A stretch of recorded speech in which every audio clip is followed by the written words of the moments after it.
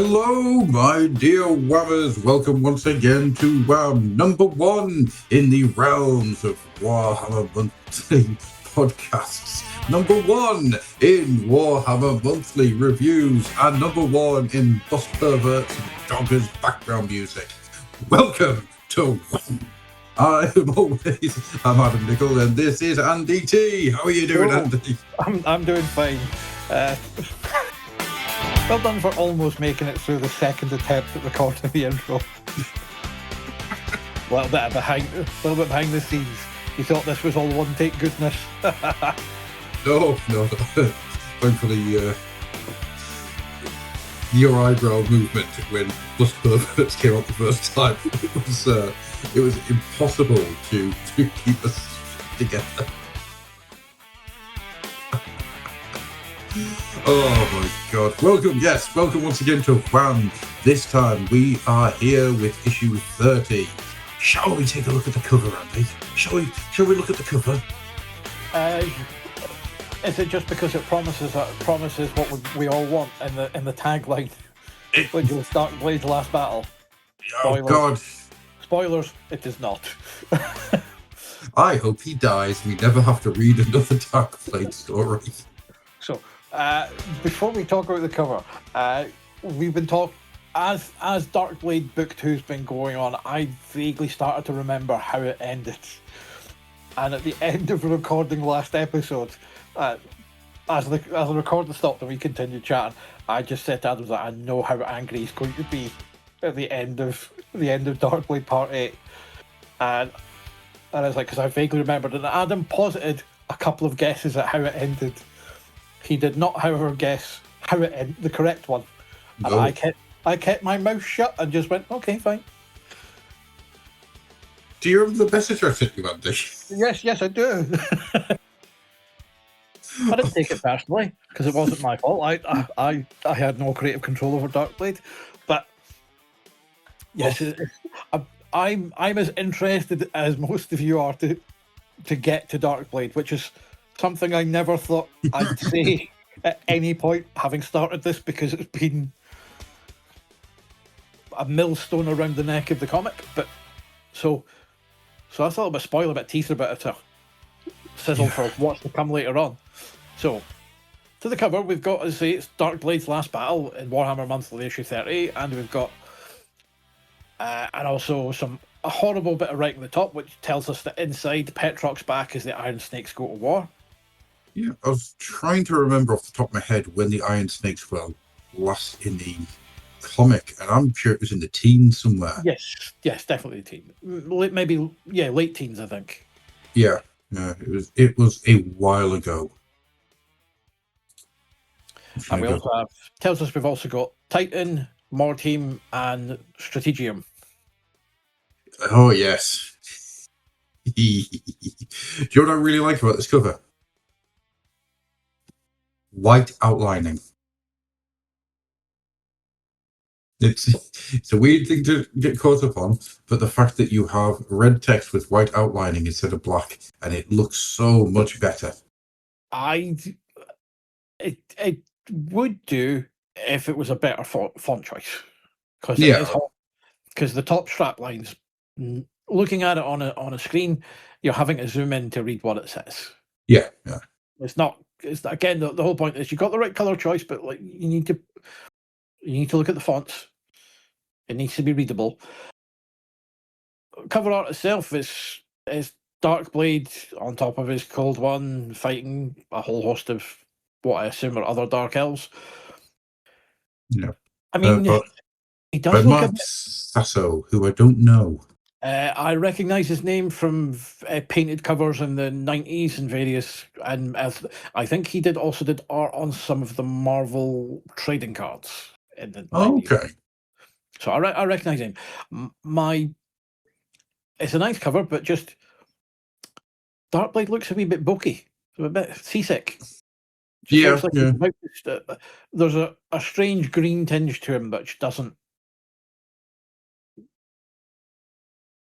Gives him a sickly pallor, which... Yeah, with the orange background, it kind of contrasts weirdly. See, my problem was the giant boulder that's behind him. I know it's his cloak, but I only know it's his cloak because I know Darkblade has a scale cloak. Yeah. But that, to me, it looks like there's just a big meteorite about to land on him. Yeah, it doesn't. It's like you needed some billowy folds in that. Yeah. Yeah, it looks like a solid chunk of rock. But, well, the thing is, to be fair, he's probably correct. Because if it is going to be that, it's probably not going to have many folds. So it probably is going to move like that. So he's probably got it right. It's maybe just change some angling and some other bits to kind of make it. Just make it flow. But yeah, no, that's probably how it would be quite heavy and it wouldn't be billowy like a proper cloak. It's going to be quite hard. So I think it's because it's going up rather than back. I think that's what the problem is. But honestly, I don't have that much riding on Malice Darkblade's cloak. It's just the cover's fine. The cover is absolutely fine. It's not the best we've had. It's not the worst we've had. It is a perfectly serviceable cover. Yeah. So we get inside. We have the two guys. The only thing that's worth saying about the two guys this week is Daka, which did raise a smile. Inside this comic, we have Titan on the war front line of the war world. The Vaporius, Princeps Hecate, and the crew of the Imperious Dictator are faced with an enigmatic yet deadly enemy. Mordheim, mercenaries Ule and Markman find themselves trapped by hideous mutated rat-like snipers as they explore the City of the Damned. Spoiler, I'm going to get real excited about that issue. Stratagem, on the battlefields of Capilla, Librarian Petrock learns that his instincts alone will not be enough to protect him from the sinister Eldar. Darkblade, could victory? No, doesn't matter. Next issue, A Quiet Nice Day for Cal. Yeah. So you'll note we don't have Blood Quest in this issue. No. Which I'll speak more of it when we get to Stratagem, but it very much feels like there are clearly a couple of inventory stories kicking about. Mm-hmm. Ready for that, because this is we're now at the stage where we're so far in that these things clearly they're running late in terms of getting the finished story across. Yeah, because it couldn't be running late in Darkblade though, could they? Well, remember Darkblade's had a skip month as well. That's the thing. It's quite clear that that's true. It's quite clear that we're now in the third year, and the deadlines are not being met for one reason or another. Yeah. It's important to call out because it does kill momentum for stories and for readers. Again. Yeah. Especially in a monthly book. It's anything that you are giving. Comics talk about jumping on points quite a lot, and they will always promote, this issue jumping on point. It's also a jumping off point. And you're also, that's the one thing you've got to worry about is reader attrition. It's like you're 3 years in. Are you arguably going to be getting a lot of new readers in? Probably not. You're relying on gimmicks like stunt casting in terms of maybe an artist or a name or a freebie to get new readers in. You need to hang on to the ones you've established by now that are here 3 years in the third year. Yeah. And if their favourite story is that, and that's the only thing that's been a particular thing, and that's the only thing that's keeping them in the mag, that's a month where they just go, right, I'll not pick it up. I'll check back next month. And your danger is they don't check back, or they forget, or it slips their mind.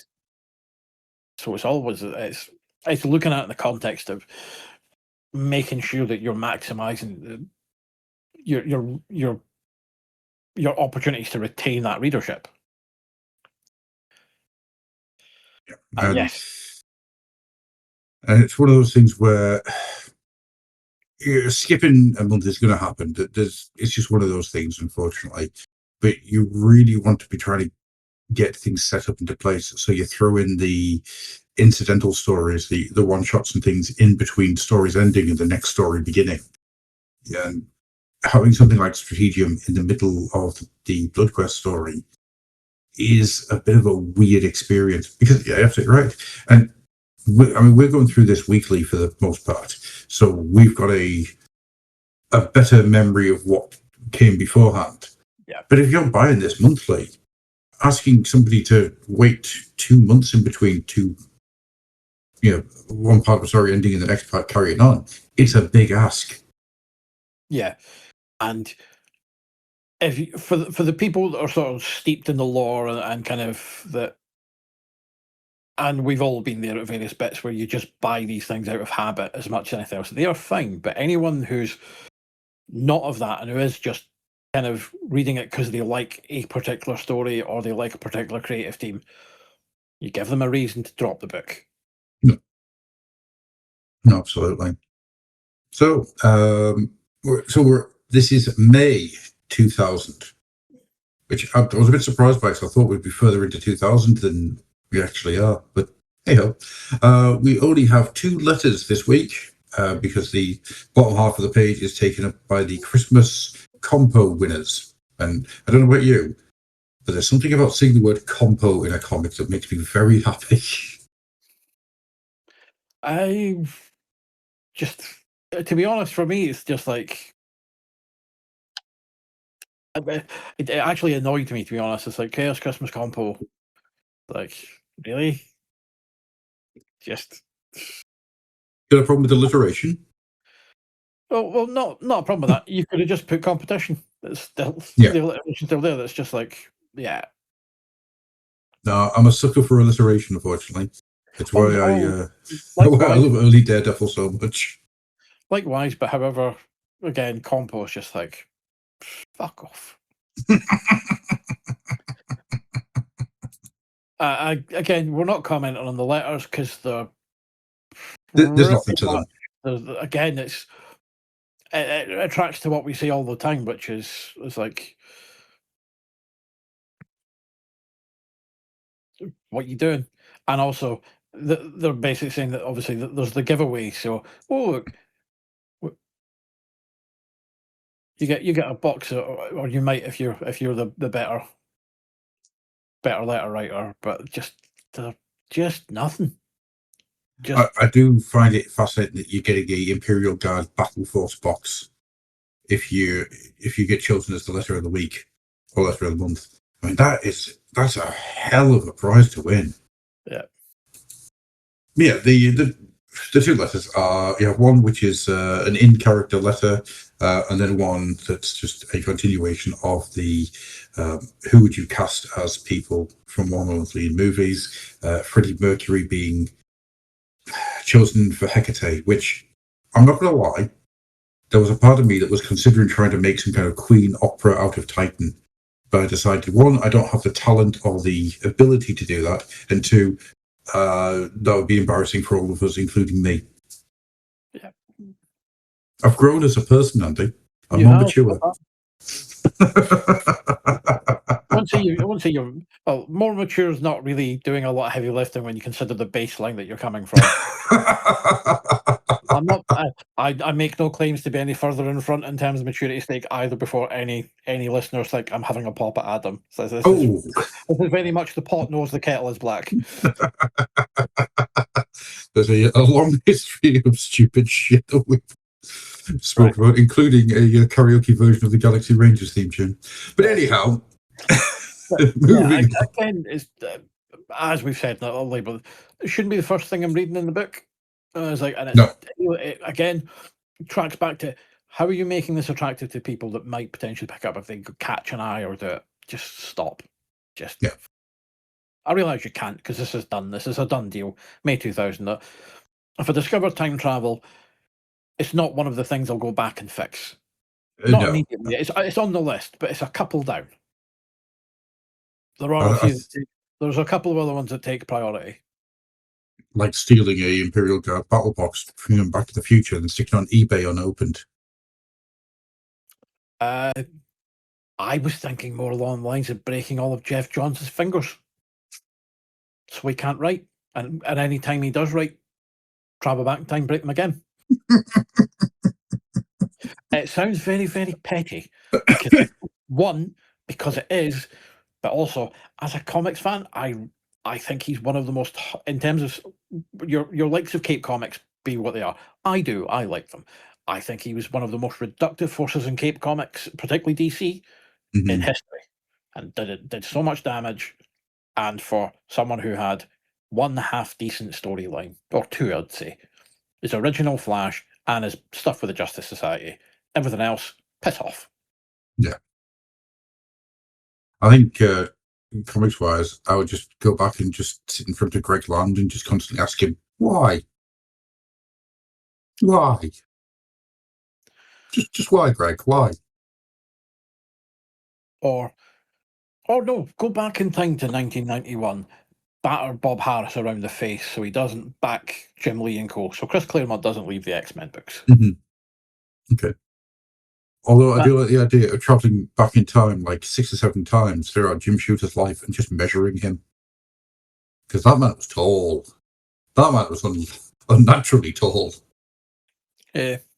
There's a lot of comic sales I would fix before I did the other stuff. I'm just thinking about that. Yours is making comics better. Mine's just being fucking weird at creators. Oh, comic creators are weird enough as it is. I don't think they need any help. No wonder Nick Roche won't talk to me anymore.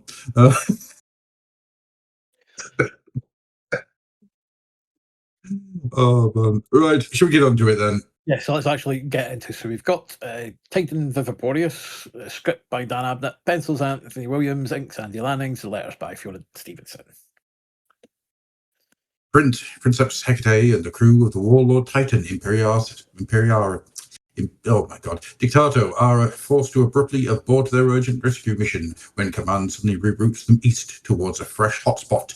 Expecting to clash with the planet's usual Tyranid menace, they crest the ridge only to find a massive high-speed Eldar strike force laying waste to an Imperial column. A brutal firefight immediately kicks off, with the Titans stepping into the chaotic fray against the unexpected alien vanguard. Just as the psychic strain of the battle mounts, the lingering ghost of Hecate's predecessor, Maccabee, speaks directly through the machine's mind link.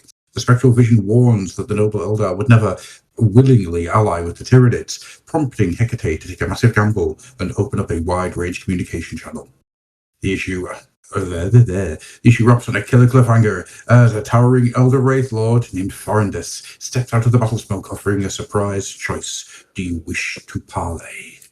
I loved this. Of all, I'm getting in there. I'm getting right in there. This one, for all that Titan has just done my nutting over the last 2 installments, this feels like Titan again. This feels like Titan doing things. It's yum yum yum yum yum yum yum yum yum. Give me big blasty Titan. Give me Maccabee being a weird ass ghost in the machine, and give me that Eldar Knight. It's yum yum yum yum yum yum yum yum yum yum yum yum. Andy, feel free to disagree. The thing is, you're not entirely wrong. Mm-hmm. I like how I gave you that little bit there. Like you weren't entirely wrong. On its own merits, yes, absolutely. This is kind of what you're looking for with Titan. But the problem is it's on the back of a run of absolute dross. It's not. It doesn't do enough for me to kind of get me back into a space where it's like, oh, this is it. It very much feels like what haven't we seen in the last few issues, as you say, and it feels like it's the checklist and it's the rapid course correction. Yeah. And it's like, oh, we don't know what to do with the Tyranids, so we'll chuck Eldar into it. It very much feels like it's a hallmark to the classic UK style of comics, which are all heavily plot driven because they're basically were anthologies, so it's just they don't have a lot of real estate, so it's just like characterization is thin gruel at best, but it's all about plot, so it's just always about throwing something next, throwing something new, and this is a little bit of it. Yeah. But I mean, there's movement, there's momentum, there's things. I mean, don't get me wrong here. I think this coming off the back of those 2 last installments, those 2 installments shouldn't exist, because there is nothing that comes out of those 2 installments that is being addressed here. There's nothing that's being pulled back from. There's no callbacks to it. There's nothing. The 2 last parts to Titan Viporius are useless wastes of space, because you could go from part 1 to part 4 very, very, sorry, not part 4, but you could drop those last 2 parts and go straight from the end of that to the beginning of this, which makes me wonder, was there something going on? Was there a reason that we got those 2 issues, or were they meant to be there? Because they was absolute dog shit. And then it comes back here and it feels like Titan again. It's got momentum, it's got movement, there's chugga action. You have all the characters, not all of them, obviously, but you have the team that's around Hecate. And they all maybe get one line or thereabouts, but they're there. It's not Hecate just sitting there going, I'm scared of everything. Oh God, what am I going to do? It's Hecate being the guy in charge and linked to this giant death-bringing war machine and doing what he needs to do, but also following the advice that's come from Maccabee in order to work out what the problem is and what we're going to do. Now, do I think the next issue is going to start off with him blasting the Eldar Titan in the face? No. Should it, because he's an Imperial Titan? Yes. Or will it have a bit of intrigue as his guys go, why aren't you firing on him? And again, it's just one of these things that I wasn't as, like, I remember enjoying Titan back in the day. Like, not thinking it was a brilliant, but generally enjoying it for what it was. Looking at it with the critical eyes we've gone through, it feels like, again, just there's not quite a cohesive through line through it, and this is what it shows. It's like, oh, we'll fight Tyranids, but there's a mystery, and then Eldar. Mm-hmm. It's like, if the Eldar suddenly arrived on the planet, you would have found out about it. Given that you were looking for signs of human life, you would have found them beforehand. This very much doesn't feel properly thought out. There's bits that you're like, yeah, it's not really working for me. No. It's not awful. I say that can be reserved for the previous couple of installments of it, but I don't get the point. It doesn't feel like the story has a proper defined point to it. No. I mean, I will agree. I think the first book was sharper. It had a lot more of a focus to where it was going. And even then, we were talking about book 1, there were points where that focus got lost a little bit. But it was more focused than book 2's been so far.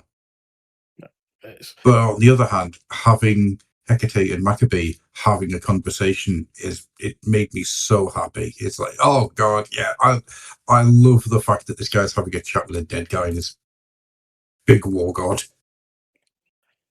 It's just one of these things that I would probably be more charitable to it if the two previous installments didn't exist. Yeah. But they leave a bad taste in the mouth, and your problem is when you get this new thing in, it's like, okay, that's fine, but it's always nice to throw a surprise into it, and you're hoping that you'll get an explanation for it in the next part, in which case it lifts retroactively this part up a little bit more. But as it just stands just now, if you're looking at it and going, and again, we're looking at it probably a bit more granular detail than you would be when reading it, or just reading it for the sake of reading it, which is probably why I enjoyed it a little bit more back in the day than I am at this point in time. Because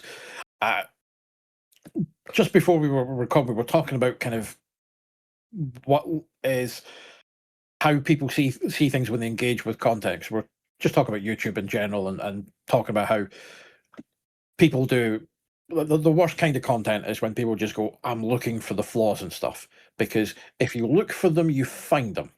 So I try not to do that. I try to go in with I want to enjoy this, and that's generally what I go through. I say it's not a bad installment. It's just when I'm looking at it with a critical eye, I can go, right, these are the problems in the story that, in the context of just reading this on the back of what's happened, this impacts my enjoyment of it. Yeah. And it's like, so I'm not looking for things to rag or go, oh, this is awful, because in and of itself, it's an absolutely fine. So what I really like is when he's talking about the mantra, and it's just such ridiculously select, target, range, and execute. It's a lovely bit of business. Just very nice. Just again going back to that, they treat these things like it's like there's all sorts of lore and religion and faith going around what is essentially a cold, hard, programmed mechanical response. It's a nice little bit of business. I really enjoyed it. And I say that I think the art's a bit more cohesive this issue. We kind of talked about it, that the storytelling's a bit cleaner. Andy Lanning does some absolutely gorgeous bits here. Is that one of the things I love that he does is when he has Maccabee, and he's almost like a data stream of just lines. Yeah, it's such a great image. It's like a dot matrix printer that's running out of ink. It's really nice. It's what I really like about it is even it's done on the board. Yeah. Now, if this was full color, you can probably do a few more interesting things with it. And in the black and white, there's the lazy thing, and I say lazy because I've done it myself, would have been just do it a separate layer and just make it 50% grey instead of black. Job done.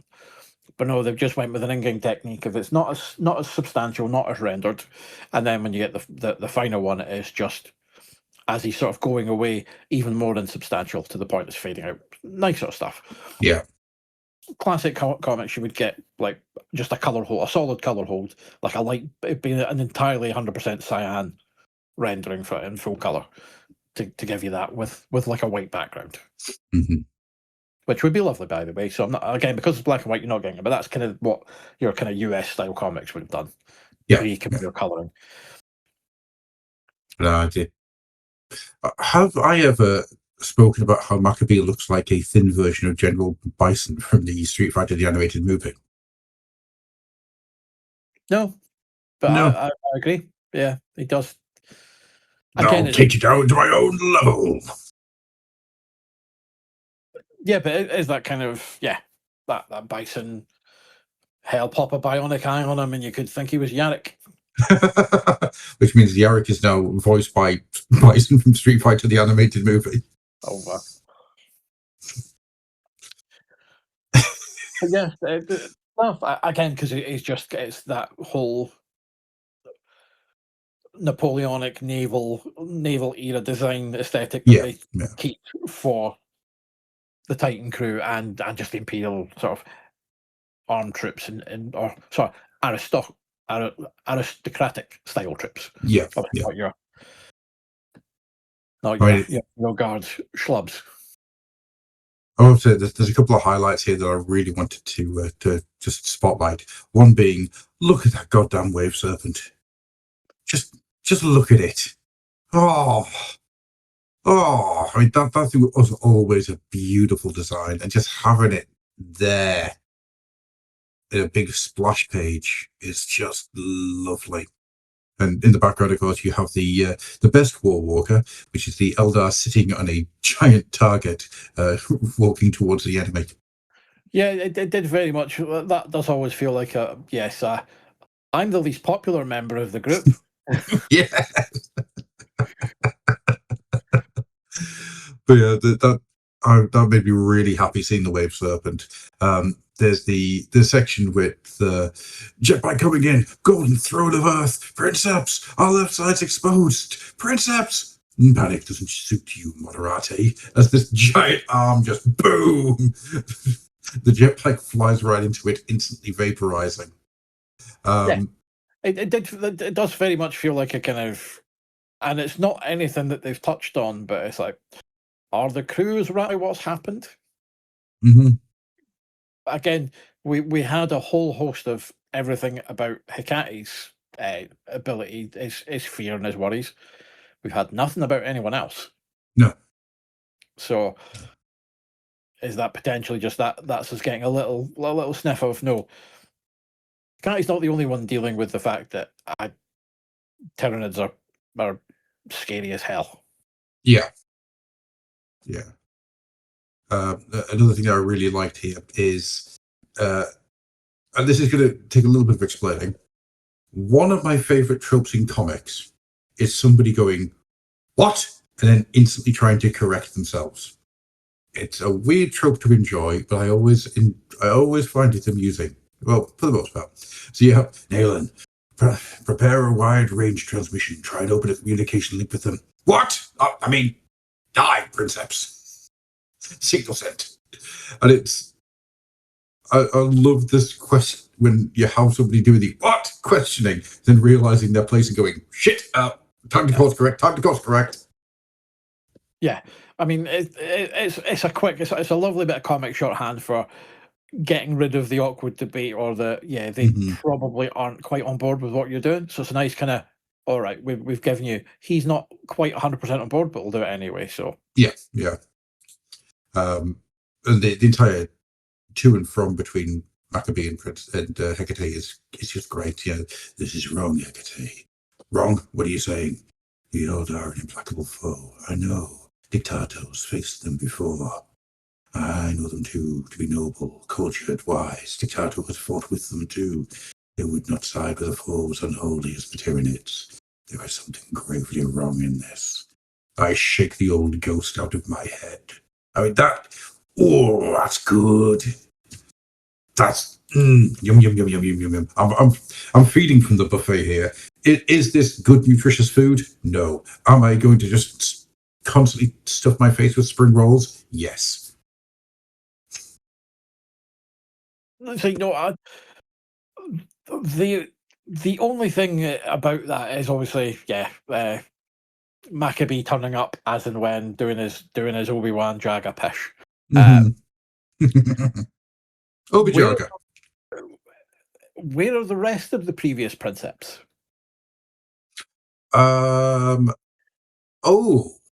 It just occurred to me there just when it's an interesting thing that the Ghost in the Machine, but he's the most recent. But necessarily, would he be the most powerful one, or in terms of the most powerful presence in there? Or is it just that's Dictato talking to him using the face and memories of Maccabee? But again, if Dictato was thinking, why is it using that particular face? Because Hecate recognized him, because Hecate knows him. Yeah, but he'll have studied that Titan, so he will know every Princeps that's came before. Yeah. So are the others in there? Because we don't know, was he bonded to him the longest? Was he the most powerful bond? Surely the first one would have been. Yeah. That's an interesting question.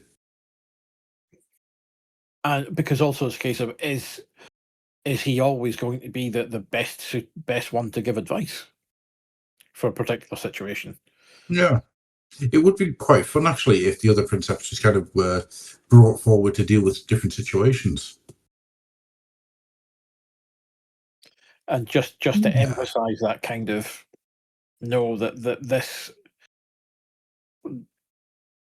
and it would do more to sell you on the sentience of, or the semi-sentience of the machine, if it's an accumulation of all of these personalities rather than just the last one. Yeah. Like I get your issue is you don't have a lot of space to deal with, so you have limited space to introduce a cast and what have you.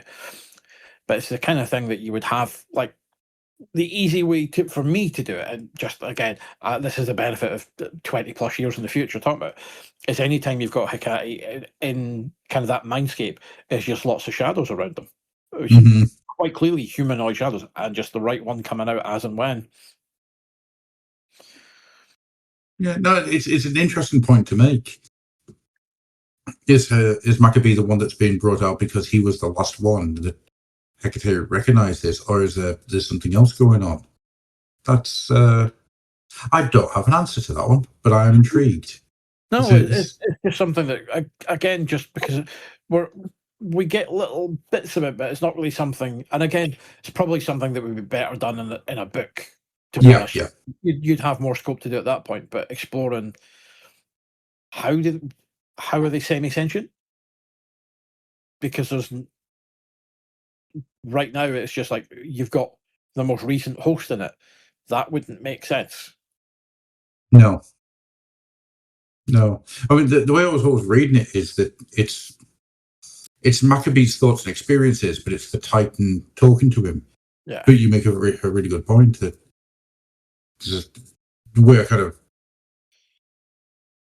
It's a weird one because the machine spirit is it's an abominable intelligence. It's just nobody wants to admit that.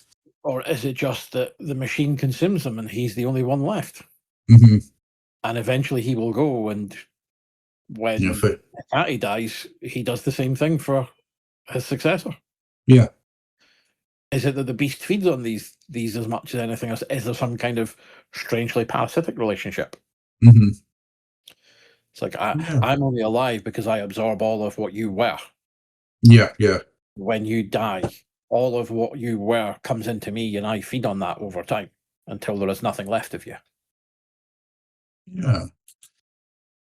So the idea that almost like a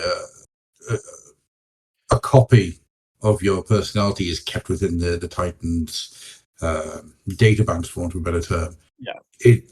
It's an interesting one because it's one of those forms of immortality that a lot of science fiction writers kind of play with over the years. The idea of being data cloned and turned into a I know how much you hate them, but just being turned into a formed human and just having to spend the rest of your life being a shitty little robot. Yeah.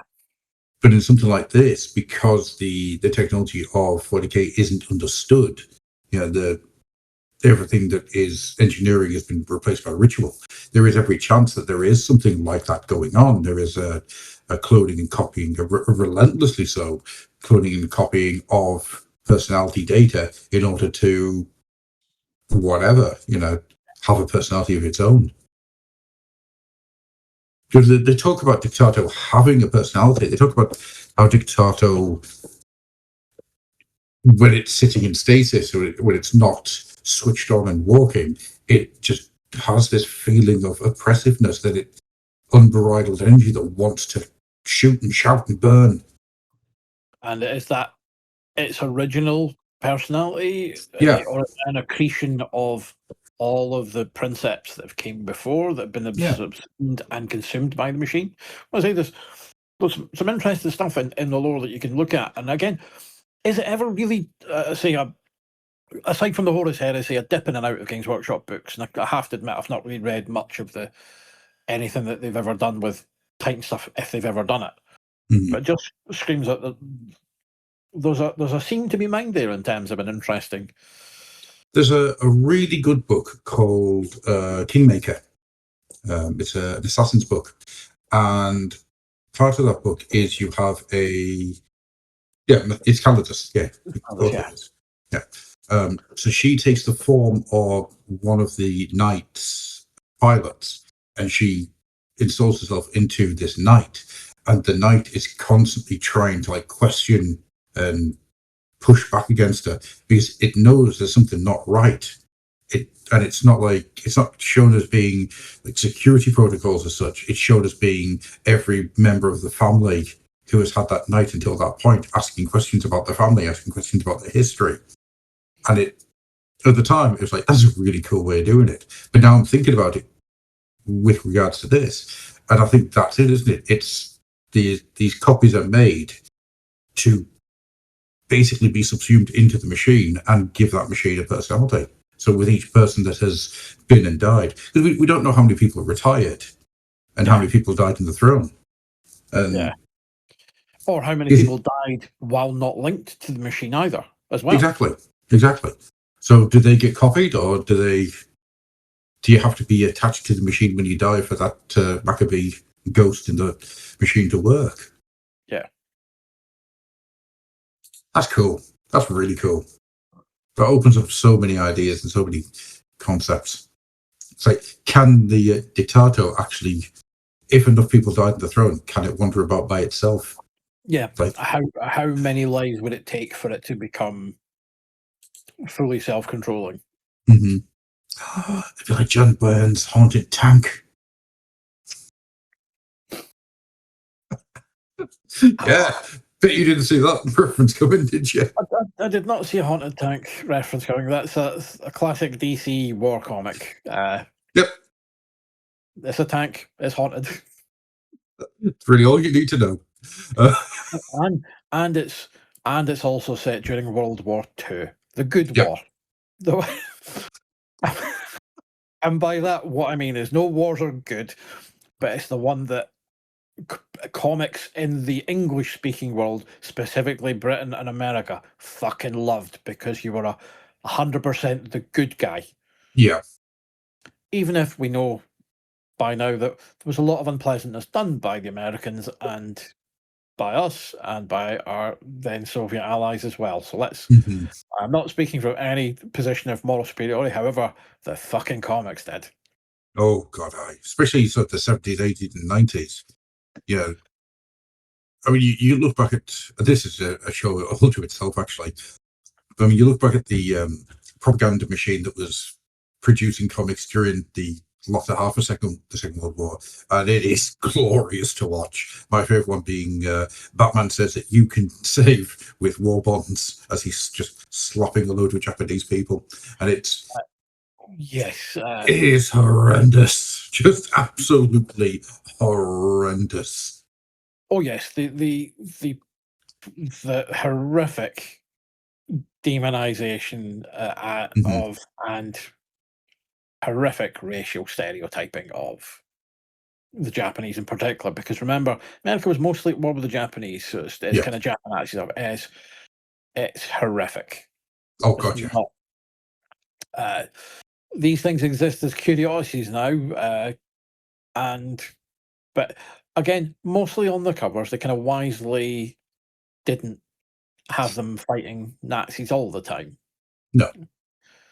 Uh, but yes, it's But even then, if you after that, it's they were the baddies for everything. Yeah.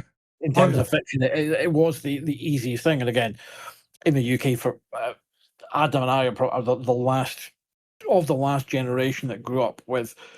It wasn't just a war comic. There was bloody loads of them. Hmm.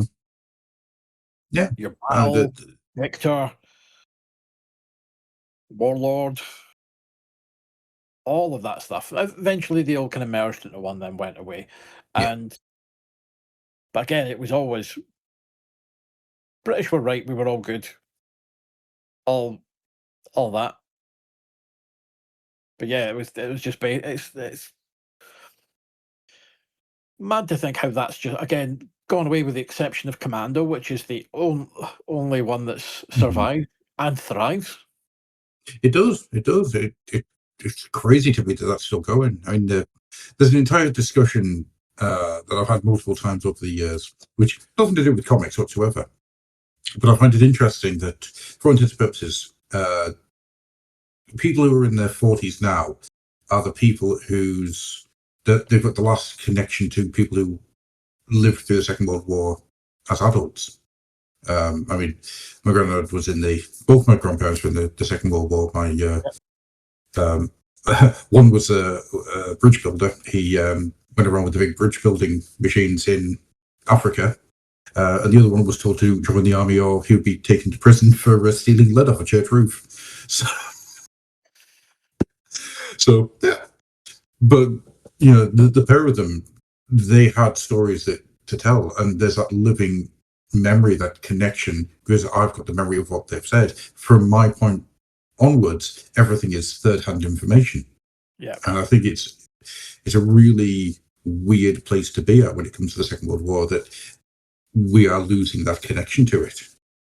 Yeah, and we're also probably the first generation of children that were being exposed to the propaganda in terms Mm-hmm. of the historical propaganda, in terms of yeah, we're right, and also the first of people going back and going, whoa, actually, no. Yes, well, again, Hitler was evil, but there were atrocities and war crimes committed by the Allies as Everybody. well. Yeah. But again, we're the first where it started to be okay for people to criticize and go above the parapet and actually say that. So Yeah. we have that fight of the yeah, Britain's right and all that, from what you were pumped into as a small child to what you actually know, which is Hitler was absolutely evil. The Nazis were an evil force, but it gave license for some of the people that were nominally on the right side. I'm doing air quotes now, you can't see it, to basically be horrible as well. Yeah, there was carte blanche was given for extremely dirty tactics to be used throughout the Second World War, because it was, in a lot of ways, it was unprecedented. Whilst the First World War was big, it was nothing compared to the Second. Yeah. There was a lot of, and don't get me started. If you ever find me at a convention, please come and have a conversation with me, because I will talk to death about the propaganda and the horrendous things that happened in both World Wars. And also, that football match that everyone says happened on Christmas Day never actually happened. So there you go. There's a fun thing for you to feel miserable about. Shall we move on from horrible real-life history into some fictional horrible history? Yes, let's. So we have Mordheim, City of the Damned, script by Gordon Reddy, art by Mike Perkins. Yeah, I was trying to read that there. It wasn't coming up. Mike Perkins, and letters by Fiona Stevenson. Let me just get my horrendously overblown. There it is. Uli and Marquand find themselves pinned down by a Skaven sniper holed up in a ruined tower. Deducing that the Ratman must be guarding a rich lode of Weirdstone, the duo devises a quick escape plan that relies heavily on using their incredibly naive companions as meat shields. On the count of three, one gullible comrade leaps out and is immediately obliterated by the sniper, giving Uli and Marquand the exact reloading window they need to charge forward. While Marquand deftly slices through a pair of ambushing Skaven, Uli sprints headfirst towards the sniper's nest. Realizing he won't make it up the stairs before the sniper takes aim again, Uli reveals that climbing the tower was never actually part of the plan. Instead, he hurls his massive hammer straight up into the structurally compromised base, bringing the entire stone ruin crashing down on top of the Ratmen. The issue wraps up with the trademark grimdark cynicism as Uli and Marquand casually stroll away from the rubble, completely unfazed by their comrade's death, and only complaining about how hard it will be to find idiots that trusting ever again. Which of the joys would you like to hear about first, Mandy? I'll let you decide. Scared with guns. Scared with guns, Andy. Scared with guns. I'm so happy. Scared with guns. Mordheim, scared with guns. Mordheim, sniper guns. Got snipers in Mordheim. It's really fun. It's good. It's great. It's Gordon Reddy. It's Gordon Reddy doing what Gordon Reddy does really well, which is bleakly humorous madness. And it's in Mordheim, and they're Skaven. I'm very happy. It's all good. I love it. It's fun. It's a hell of a hammer he's got. He's got a really powerful hammer. Hammer might be a bit too powerful. Don't care. Skaven with guns. That's my review. Have a wee lie down, rub one out. I don't know. No, just happy. Just very happy.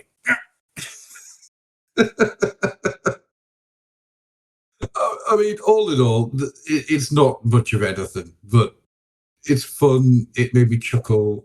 I like the ending. It's got Skaven shooting with sniper rifles. I like it. That's great. I thoroughly loved it. Again, as you say, not everything has to have a big, massive thing to it. No. Sometimes it's get in, get out. And again, more you're just getting, it's like, what it's allowing you to do is you're knowing everyone in Mordheim is a bit of a shit, but I like these guys because they're just, There's no hiding that they're awful human beings. Yeah.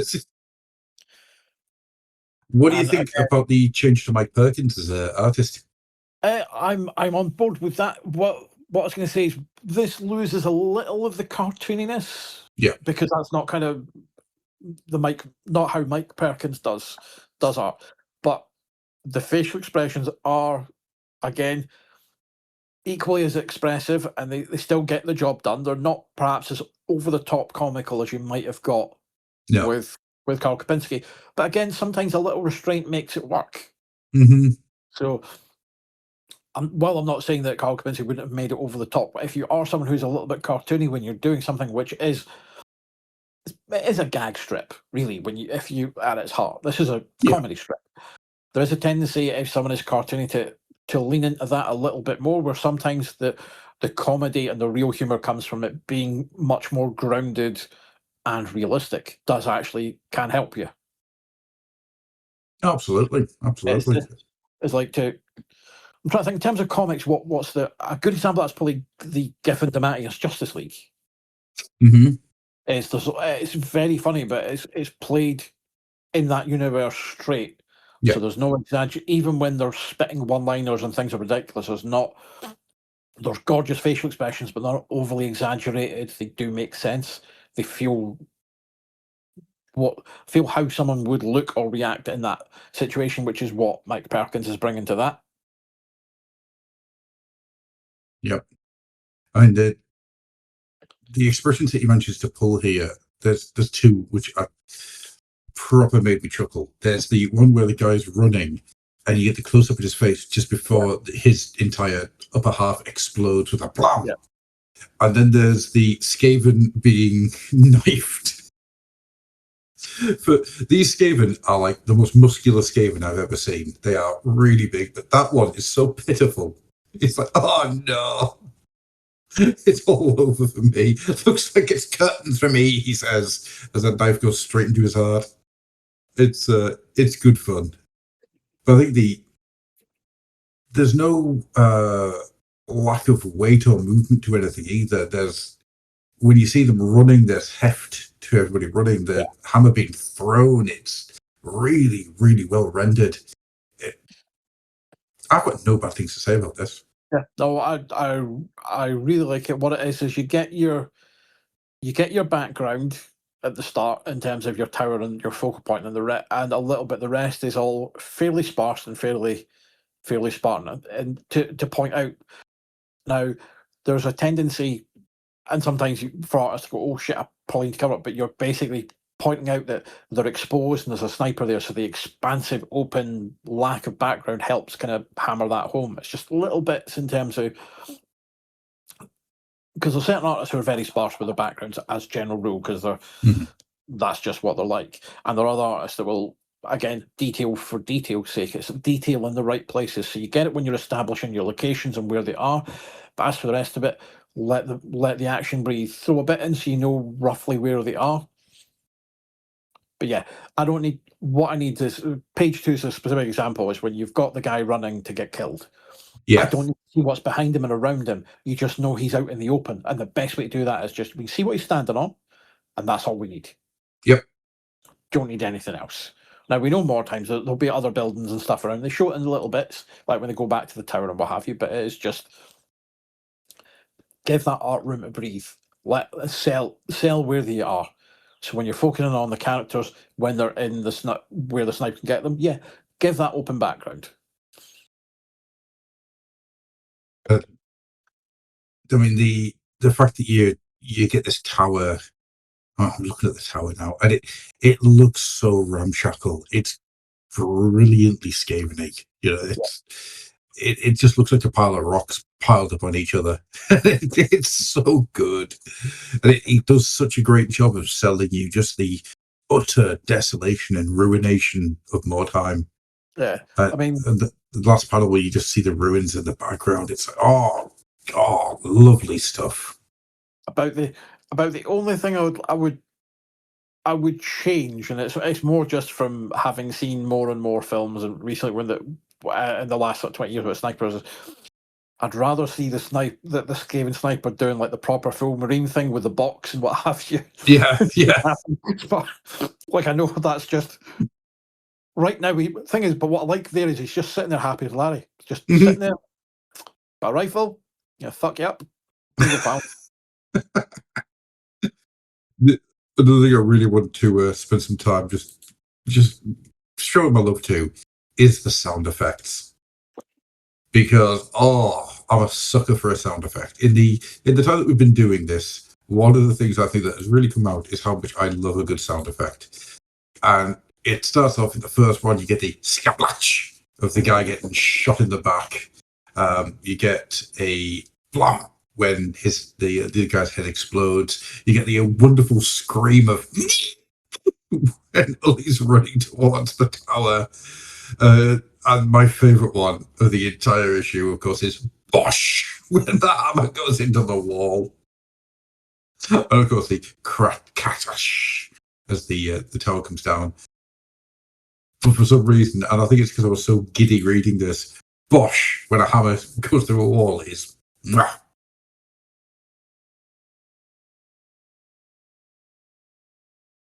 Yep, and what I also like is all of these things is that they're just, it's little installments that are just giving you a feel for what more times like, but they don't seem to be achieving a lot other than surviving, which is a really nice touch. It's not like I've got this we can now go in and do that. It's just nope, we're just, there is no fetch quest, Andy. yeah, it's just like we are just enduring. Yep, it's just a slice of life of these two brigands surviving more time. There is no quest.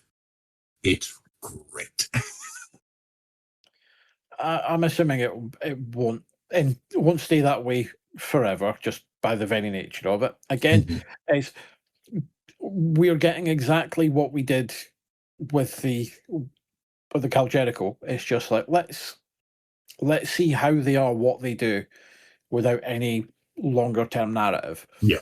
There's a slightly looser thing here if you know what they are, and obviously tying in with the game for more time, but you're just letting the characters just be. And that's great. In an anthology book, having somebody or having characters who are just, here is what they're having to deal with on a day-to-day basis, I am absolutely here for it. Now, would that work in other settings? Depends on the story, but for more time, it's perfect. Yeah. Oh yes, I think you've got a nice thing of we've dropped it in the game's obviously not long out, so it's like, yeah, here we go. But it's a nice alternative to everything where there's kind of always a quest, a mission, or what. That's just like, no, we're just getting by doing. Same with Jericho. It's like Jericho is, although you've had a couple of longer stories, it is still very much just against the backdrop. This is just what Jericho has to do to survive. Yeah. Interesting that Gordon's the one that's kind of honed in on this, as this is a nice little niche to do, to give you a flavour. And again, also, more time like Necromunda is kind of a nice little sandbox to play in. Yes. Where you've got your hive or your specific hive spire and the under hive for it, and then you've got, with more time, this damned city. You've got a nice little bit of, these are nice little bits out of the way, their own little bubbles you can have fun with. It's funny, actually, in a lot of ways, that as it stands, even though Abnett's got far and away a larger amount of pages published, Rennie seems to be the one who has really honed in on what makes a Warhammer Monthly strip work. Yeah. I agree entirely. I think, which is odd considering what Dan Abnett will shortly do in terms of I am Games Workshop's fiction. Yeah. So we know there's better to come from Abnett's, but well, I say that we know in the books there's a lot better to come from Abnett. Whether that's just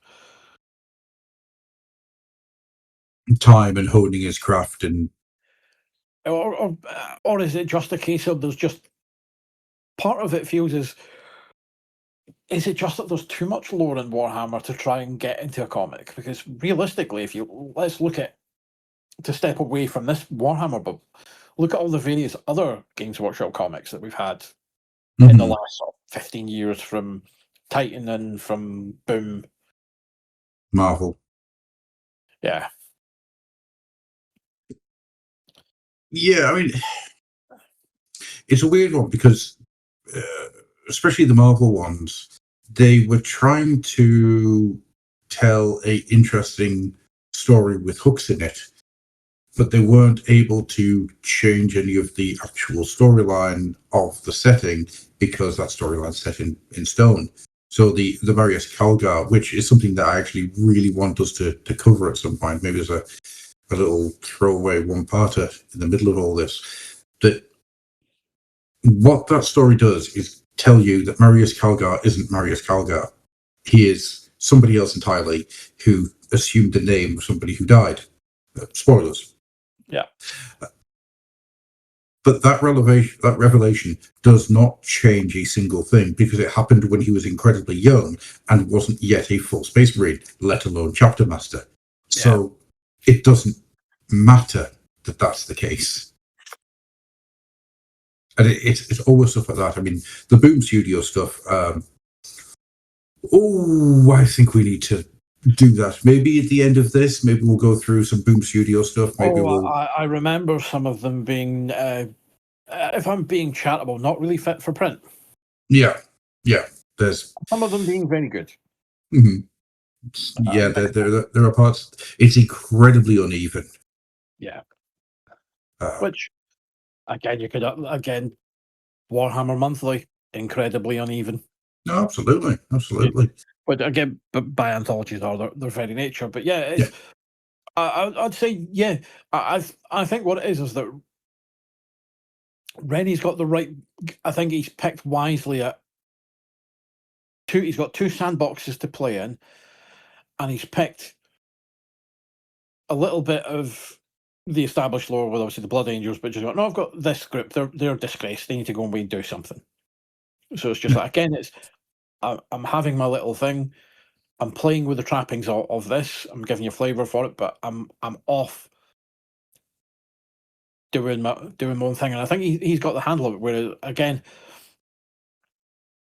which in theory, Abnett should be as well, because most of his settings are very much kind of coming from the same. Because again, this is at the point where Games Workshop really doesn't move the narrative forward a huge amount.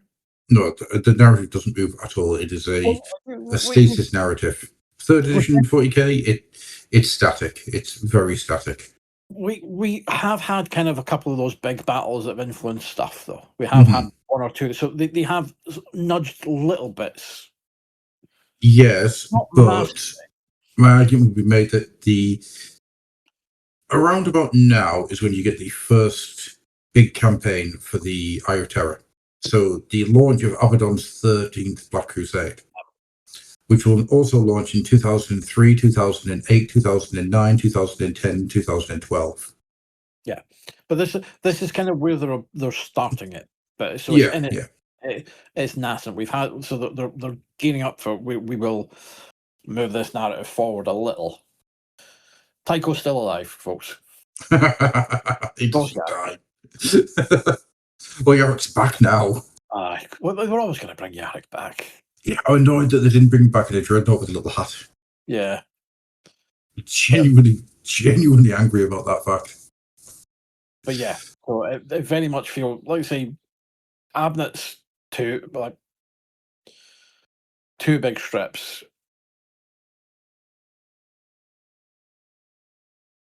And again, well, say it always just seems Inquisitor's probably his, apart from the last one, the last part. Yeah. Fucks. Yeah, it does seem to be. I think we have to agree. It's like Gordon Rennie. Yep, it's going to be good. Yeah. Dan Abnett. It might be. Yeah.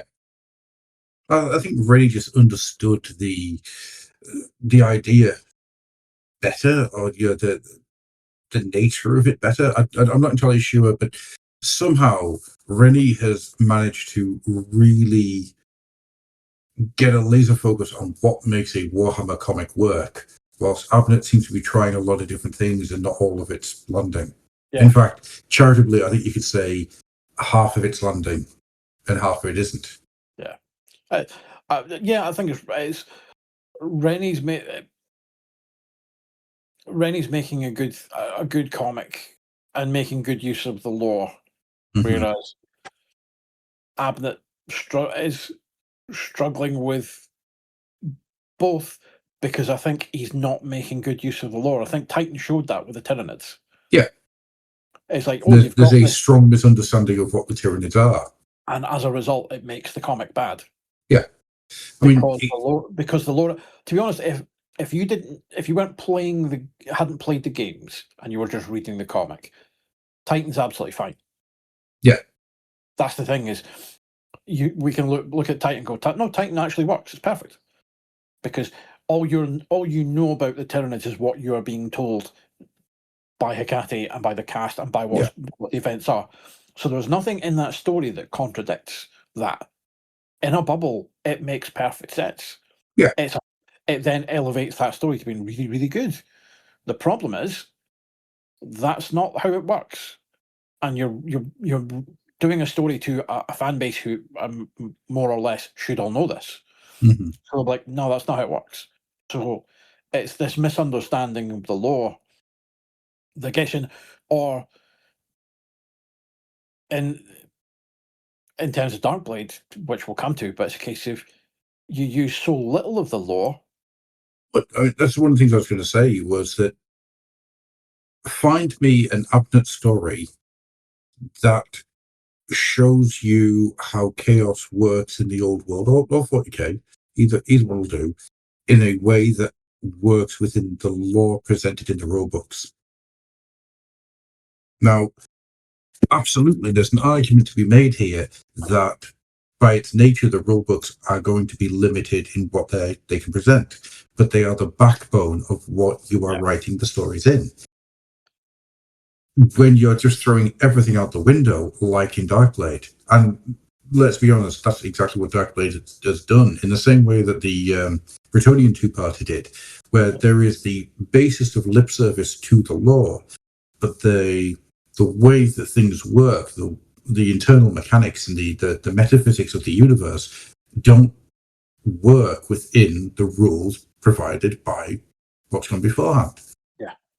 And it's a constant beating your head against the wall problem, where you can either accept it and just go, well, that's just not great. It's like if Goodfellas ended with the parting of the Red Sea.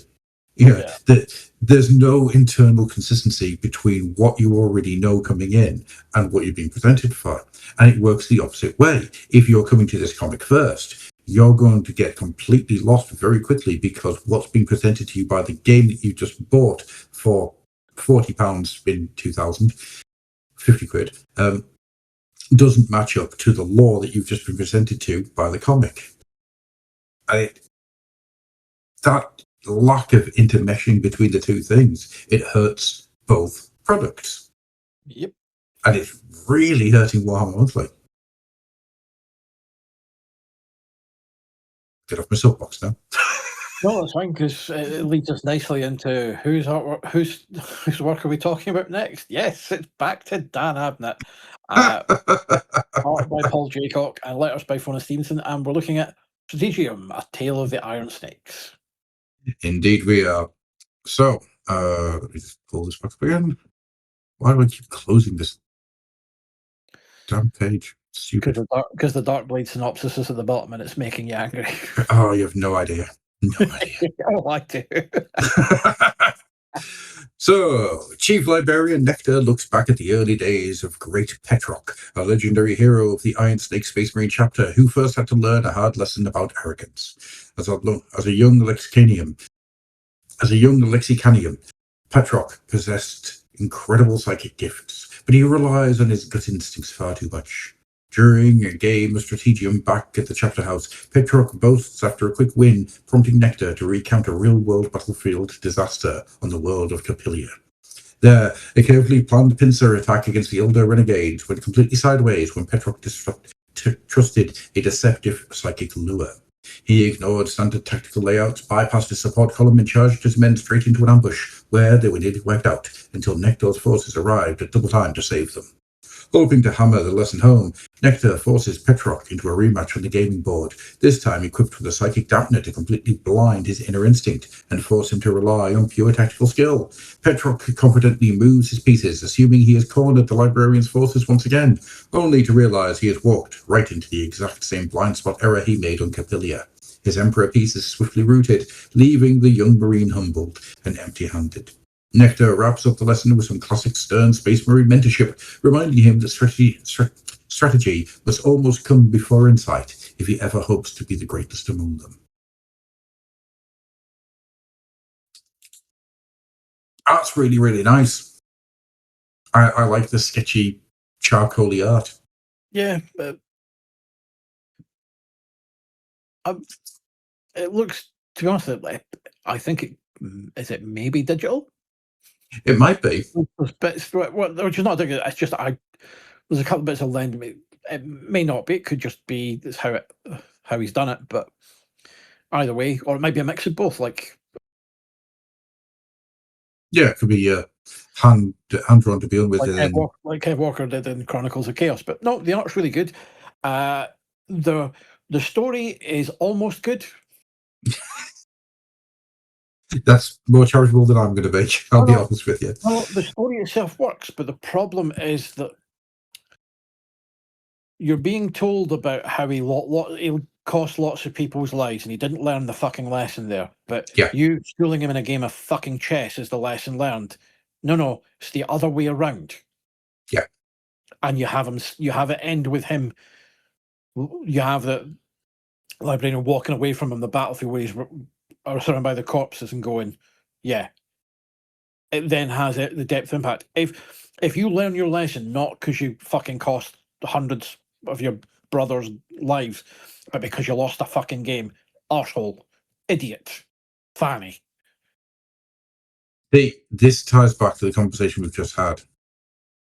A Space Marine failed miserably at a mission through his own arrogance.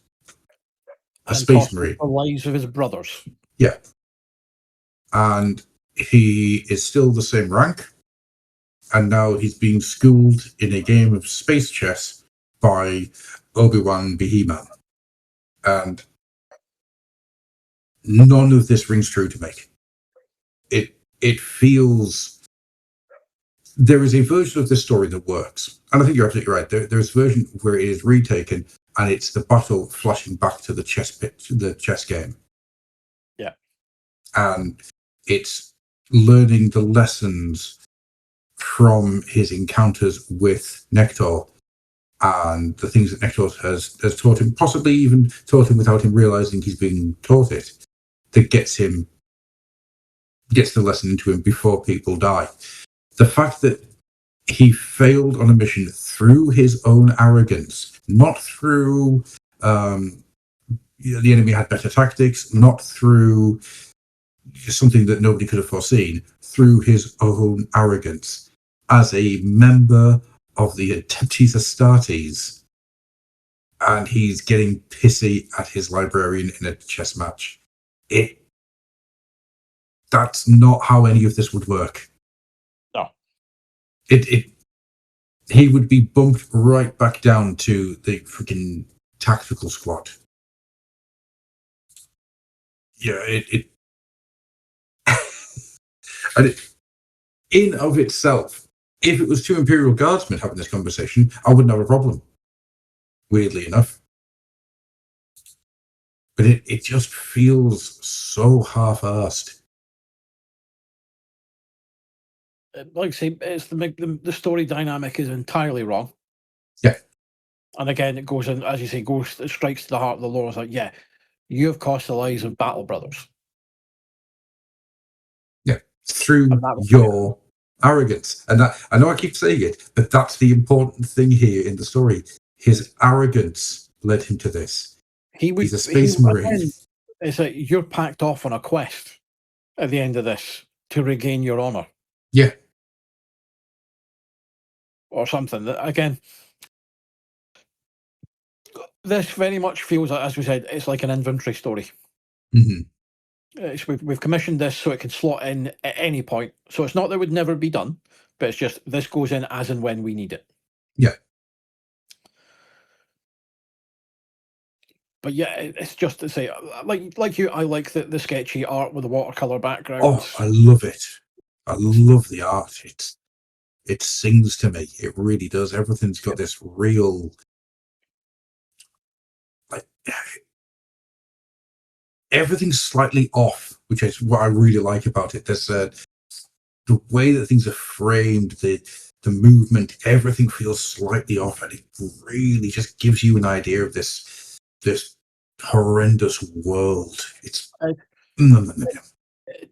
again, we talked a couple of weeks ago about the passing of John Blanche. This very much feels like I like this guy likes John Blanche's work. Yeah, he's not copying it, but he's giving you kind of this is the wheelhouse, and his Eldar warriors are metal as fuck. Oh, they're great, aren't they? Yep. It's like kind of I'm getting the kind of the feeling of they're quite buff and hedge. That's a kind of Eldar by way of Bisley. Yeah. The Bilster? The Beldar. The Beldar.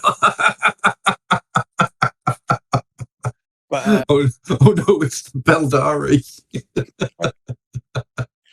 But it's good. But like I say, the story in and of itself, the biggest problem is the mechanic of it. Let's say, and it's like what you're doing is you're saying you can't learn a lesson because like people died, but you've went and repeated it, and now because you've been beaten with the psychic dampener on. Yeah. I was like, no, that should be. You do it, and you have the ending of him learning the lesson after the Battle Brothers are dead and going off. Yeah. I mean, there's a thing here. Sometimes I wonder if you do. So. Or you have it where it's you do the battle, the first game of Stratagem, you do the battle, then you do the second one with the psychic dampener, but you have it. The revelation is you've learned your lessons from Capalia, yes, and my quest or whatever to regain my honor, what have you, and then do it. But this again, just in the face of the lore, it just doesn't fucking work. No. And the fact you have this bit at the end where it's remember that you will be the greatest of us, Petrock. Forget it, and you will be nothing. Now, was Petrock the main character in the original Iron Snakes comic? Possibly. We're going back over 18 months. Yes. So it's hard to remember. This is a continuation of their two story because the other chief librarian guy's there as well. So Obi He-Man, as we called him back then. I mean, yeah, absolutely. We're in an easy. It's easy for us to kind of go back and find that out, but the sheer amount of time between the last time the Iron Snakes were in and now, it means that it's really hard to remember. Yeah, it's without any kind of real connection to what was going on. In the last time the Iron Snakes turned up, this feels like nothing because he's being told. It's very much a tell you everything without any evidence to prove it, that he's going to be the greatest of the Iron Snakes. Really? Because he's an idiot. Yeah. It's a weird read. And it isn't helped, by the way, by the fact that in the middle of the story, there is a 2-page briefer on the Iron Snakes. Yeah, by which I mean, there's a paragraph and a half of the Iron Snakes. The rest of it's just about Space Marines, which it's fine. But why is that in the middle of the comic? Yeah. Why is it in the middle of the story? Why is this not arranged a bit better? So this is either before or after the Iron Snake story. I've never liked it when something just breaks up a story just to get a centerfold in. Yep, it's annoying. Again, it just smacks of the people doing this not actually knowing what the fuck they're doing. It's also the fact that it's not a double-page spread where it needs a center spread entirely as is anyway. No, that could be on 2 separate pages, easy. Exactly fine. Not a problem. Without Yeah. anything. Yeah, like I say, just add it to the ranks of the multiple poor decisions that have been made in the assembly of Warhammer Monthly. It's just baffling. It's truly baffling. Oh, do you have any final thoughts on Iron Snakes? I'd like to see more Paul Jaycock art. I enjoyed it. Oh, yes, please. Yeah. Maybe paired up with Gordon Rennie, though, so I can enjoy it fully. I would like to point out, by the way, I've just finished Dan Abnett's Hive, and that book is a fucking masterpiece. That's the thing, is like it's the Dan Abnett of Warhammer Monthly is like, yeah, you are the wrong Dan Abnett. The Dan Abnett that wrote Horus Rising, obviously the end and the death and all that. It's like, yeah, more of that, please. Like, Yeah. It's like you clearly got a handle on it, but in this comic, in Warhammer Monthly, you screw the pooch. Yeah. More often than not. Yeah. And it's weird, actually, because reading this at the same time I was reading Hive it's hard to think it's the same person, because genuinely, Hive is that dense and that good a book that it's taken me 2 weeks to register how I'm going to write a review about it. And then you have Darkblade, and you're like, oh, God. I'm going to do everything in my power to not talk about Darkblade on day. Yeah, because I'm going to let you do that. Right. Get your synopsis on, and let's give this thing the kicking it deserves. Right. Okay. Who made it and why? So we're on Darkblade Book 2, Part 12, Annihilation. Script by Dan Abnett, art by Kev Hopgood. Letterer decided the better to name Phil. I'm assuming it's probably Fiona Stevenson, but she's like, I don't know what my name on this. I've got a degree of personal pride. I've got better things to do. Okay, here we go. The petty and vengeful godchild annihilates Zarkan's palace, leaving Malus Darkblade to defiantly embrace what he assumes is a glorious death, only to wake up back in the miserable crags of fire and ice. In a masterclass of narrative wheel spinning, the spiteful deity decides that instead of killing Malus, he will punish him by permanently trapping Zarkan right inside his body, officially resetting the entire plot and ensuring that 2 whole volumes of agonizing reads achieved absolutely nothing more than returning to the status quo and back to square pin 1. Yes. Fuck this. As you can tell, Adam is somewhat salty. Just get fucked. Honestly, it is the quintessential lazy wheel spinning of this freaking.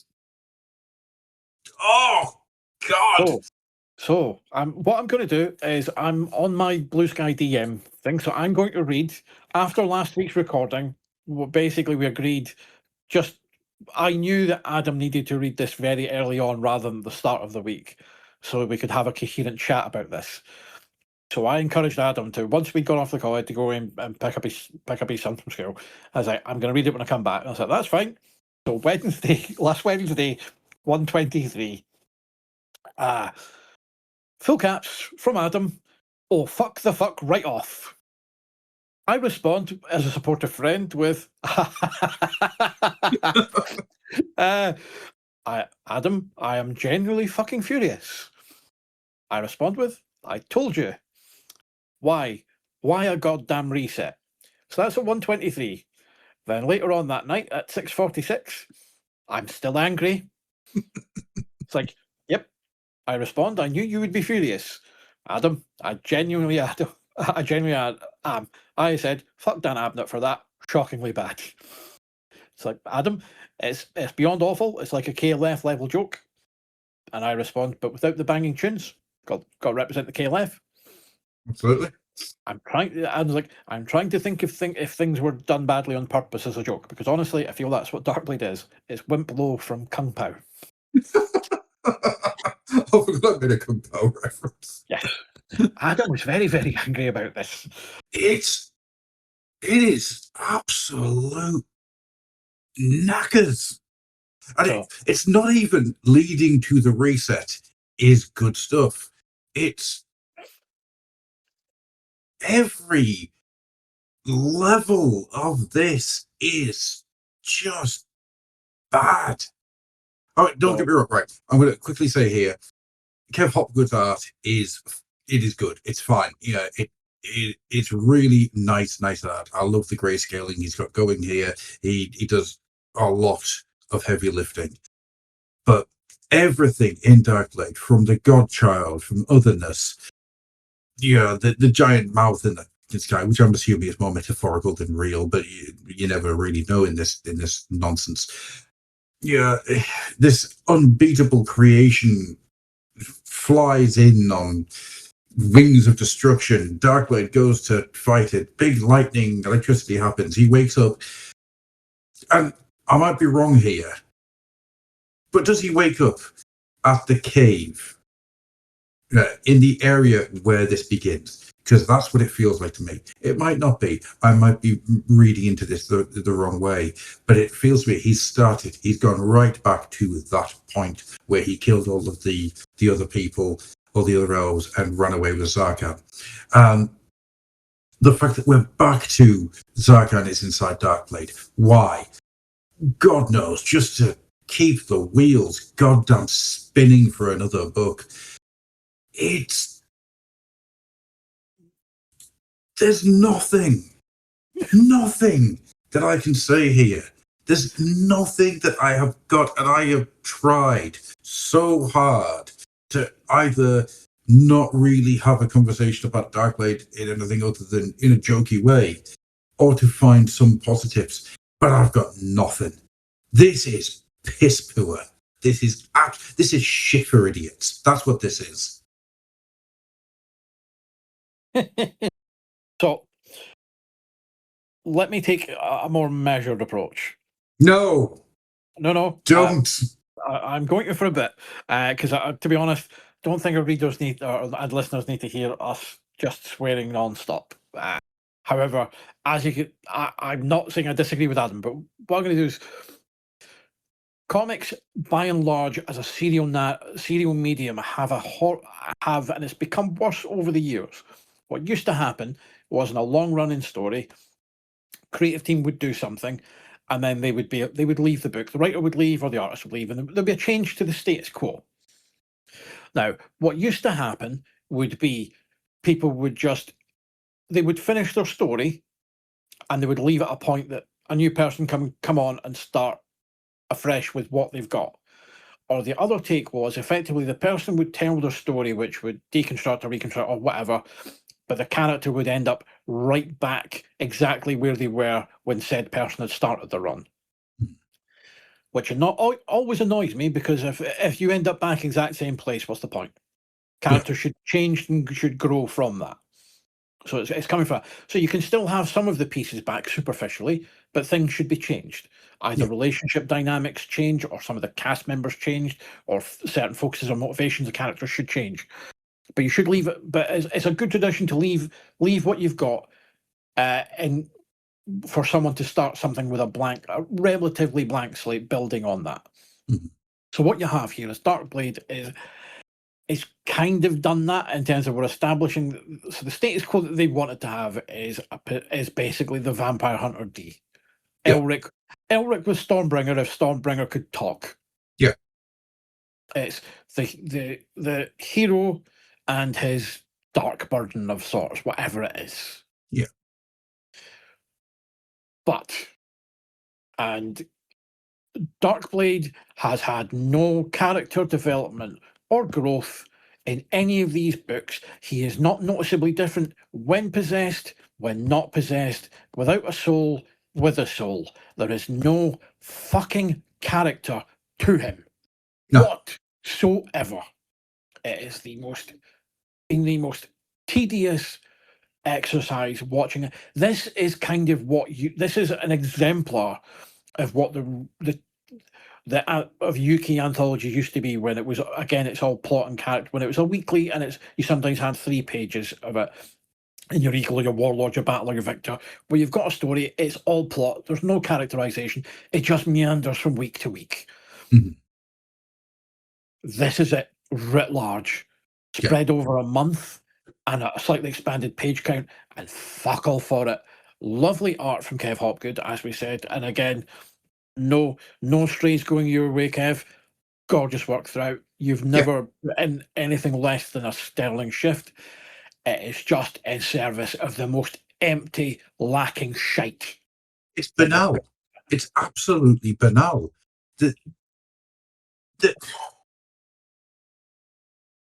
I'm going to try my very best here to not just descend into It's difficult epithets. Because there's nothing to hang anything on. It's not even that. It's what you have is you're asking a reader to invest their time, money, and some degree of emotional engagement in your content. Yeah. So I shouldn't use the word context. It's a fucking horrible word. It just basically. But the problem is, Darkblade is just content. It's not a story. No, it's a page count. It's as close to content. It's I have made a thing because this book needs a thing. Yeah. It needs a story. Here is a story. Does it meet the basic requirements of a story on a mechanical level? Yes. That's as far as it goes. Anything that you've got that's been the thinnest of gruel from the writing, and any real enjoyment or any enjoyment has been from seeing what Kev Hopgood's done with the art at times, and how absolutely. And there are sections in this where Hopgood has pulled out all the stops in order to make things engage. There's like lovely silhouette work going on here. There's all sorts of things that Hopgood's working on, but it's all in service to just a giant wheelbarrow of void. There is one slight glimmer of characterization in Darkblade, and it is on the page where he is looking side-eyed at Zarkan, and it's a great illustration, and you've got "Shut up, demon." That's it. Yeah, it exists to be a callback to book one. Yeah, and that's it. It is the most empty, bereft thing, and the whole point about it is, let's say there's the great tradition in comics of pulling the rug out from your readers, bait and switches and shocks that you want or don't foresee coming. Nothing wrong with that. Is like, I mean, the problem is Darkblade's not an interesting character. No. If you had Darkblade with his soul back, again, there's no recognizable difference. There's not been anything to suggest this will do it. Now he's back with a demon possessing him. Is he going to reset the clock with the, oh, you might die again, you need to be free? No idea. Again, if I was engaged with that, I would be interested to see what that is in book 3. What is, because on a mechanical level, it's like, okay, when he was possessed first, he needed to be free of the demon or he was going to die. Yeah. Now he's been cursed again. What's changed? And if this had been a good, so you're like, oh, so what's that mean for him now? How's he going to get himself free? And again, we're now back in. Is there going to be another goddamn interminable fetch quest for book 3? You bet your fucking ass there's going to be. Yeah. I see. There's a way of doing this, which is you mentioned pulling the rug out. You do it the other way around. Book 3 is Zarkan with malice inside him. Something. Yeah. Just after all of this, after 2 books of just absolutely grinding through nothing, to have it end on that page. Yeah. Which is exemplifying exactly what every reader is thinking. No! Although I will give it points for Darth Vadering before Darth Vader did. Yeah. God damn. Just. Oh. Yeah, I've got nothing else. It isn't worth getting anything out on it. it's nothing. It's genuinely the most. It's one of the largest wastes of space I've seen in a long Again, time. that's content. Yeah. It's not a story. It's just content. Yeah. It's filling a page count. And I don't get it. I truly don't get it. I don't understand how this keeps going. It's just absolutely, just, as I say, bereft of any substance. Yeah. There's no meaning, nothing. Oh, God. Is there anything cheerful you want to talk about for 5 minutes? But what we can do is basically point out that at least we now get a pause on Darkblade for a while. Yes, that's true. That's true. I mean, about Darkblade ending is Darkblade ended. Yeah, that's true. And from the next issue, of course, we've got Hellbrint, Grim Returns. We've got More Time Again, Cal Jericho, Titan, and BloodQuest. So we've got a bit more to look forward to than I think we had with Darkblade still in the comic.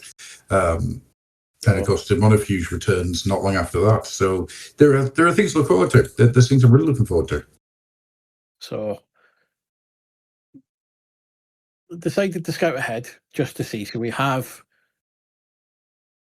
6 issues now that are Darkblade free.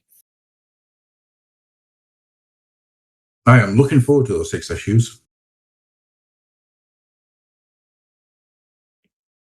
Yep, so am I, because it's no Darkblade. But all it suggests is 6 months gap. Will this be a more spotty, sporadic Darkblade? No, that's the thing. I know that Darkblade survives until the end. Yeah, he's there right the way up to issue 86. Yeah, he goes away for bits and bobs and here and there, but he is right in there all the way through. Oh no, he's not actually in 86. I thought he was. Yeah. Is he in 85? That's what I'm thinking of. Oh, okay. I might be wrong here. Maybe he isn't in right till the end. We're just having a quick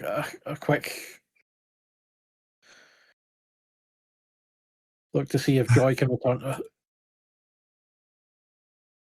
If I find out now that Darkblade only comes back one more time, I think I'm going to be a very happy man. Sorry, I was convinced he had 4 books. You may be confusing some of them with the prose books. No, maybe. Oh, this is good. This is making me happy. Oh no, there he is. 79. That's his last issue. And does it tell me what book that is? I'll probably be book 6, probably. Yeah. I'm not looking, but that sounds like, given the way that the pages are, that'll be about a book 6 or book 5. Books did Darkblade have in Warhammer Monthly? Okay. All right. That's pretty good. So he only appeared in 25 issues altogether. That can't be right. He comes back in. So he's back in 37, 38, 39, 41, 43, 45. No, that's not right. Unless it's had a one-off. It is. Oh, Andy. Is book 3 the last ongoing one? I mean, it looks like there is 4 books altogether. So after book 3, it looks like he goes away for a while. Now, hang on. I'm just trying to. I'm skipping through as fast as I can because if I'm right here.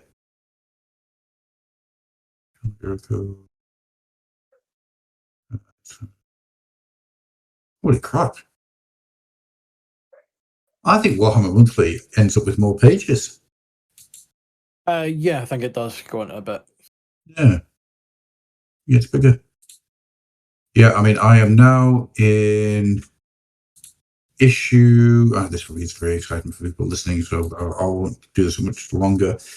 But yeah, issue 60, no sign. Issue 56, no sign. Issue 53. No, he's in. Yeah. So there's 4 books altogether. So yeah, so we've got book 3 is incoming. Book 4. Oh, must be 5 books. 5. That's more than I was hoping. Oh well. Let's see. It hammers home to the thrust. So if we can round on the thing is, there's an axis that this book operates on, and it's between Dan Abnett and Gordon Rennie. Mm-hmm. In terms of, they are clearly the creators that are the most dependable in terms of for Warhammer and for GW. However, let's be clear.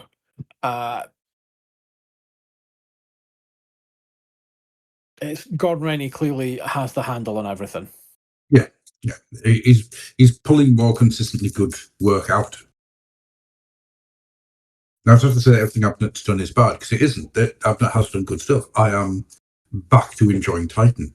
There's good bits in it, but it's clearly, he is, as we said, he is not getting the lore right.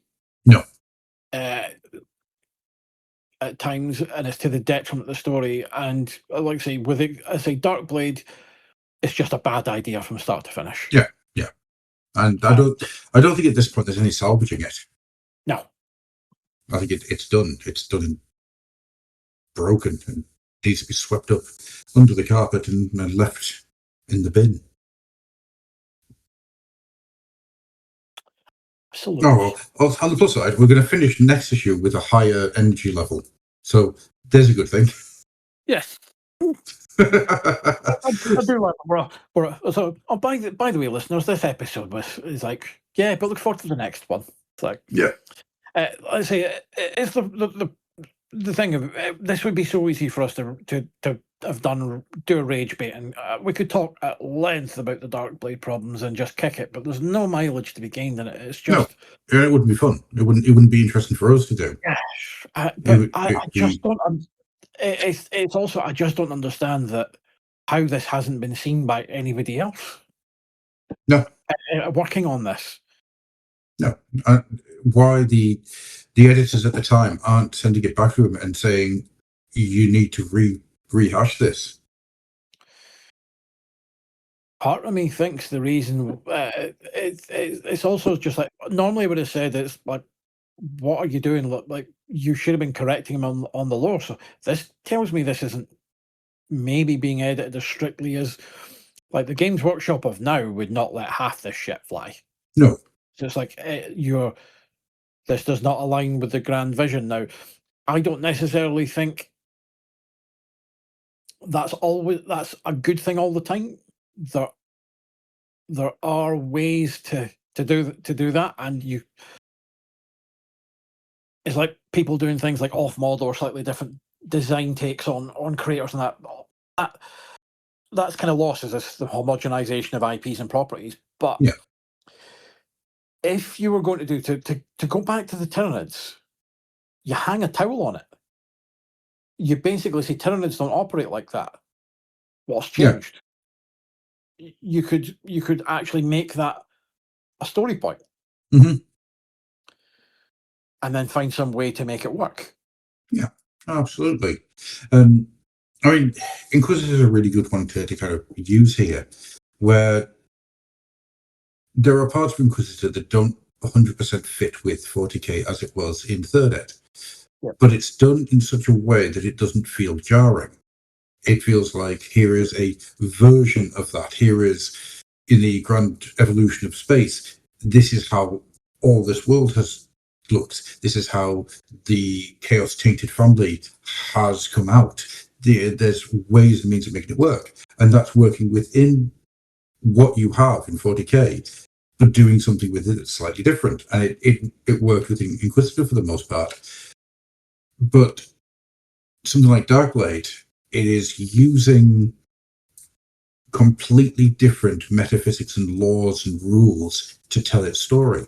It is more akin to a D&D adventure than it is to a Warhammer Fantasy Battle. And I'm not saying that as a slight or as an insult, but that open-ended, the world is what you make it, is what D&D is built on. Yeah. And that's what it feels like. It's a fantasy story of its own kind. It shouldn't be in Warhammer Monthly because it is not a Warhammer story in any way, shape, or form. The fact that there's a dark elf in it is meaningless because you get dark elves and lots of different things. Having a dark elf story doesn't automatically make it Warhammer. He has not been to any of the places that you know of in the old world and places on the map. He's not been to any of the people. He's not met any of the characters. All that has been is just this constant pushing against the law that exists and making its own thing. Yeah, because what have we had realistically? We've had plenty of beastmen. Yep. We've had some other dark elves. Mm-hmm. And I think that's about it. Yeah. And a Minotaur once. Yeah. But the chaos doesn't feel like there is chaos undivided, and there are lesser powers. Mm-hmm. We know this; those are the four gods, but we know there are other. Yeah. But again, so how does the Godchild and otherness fit into that? Yeah, like you don't need to stop and give me an exposition dump, but no.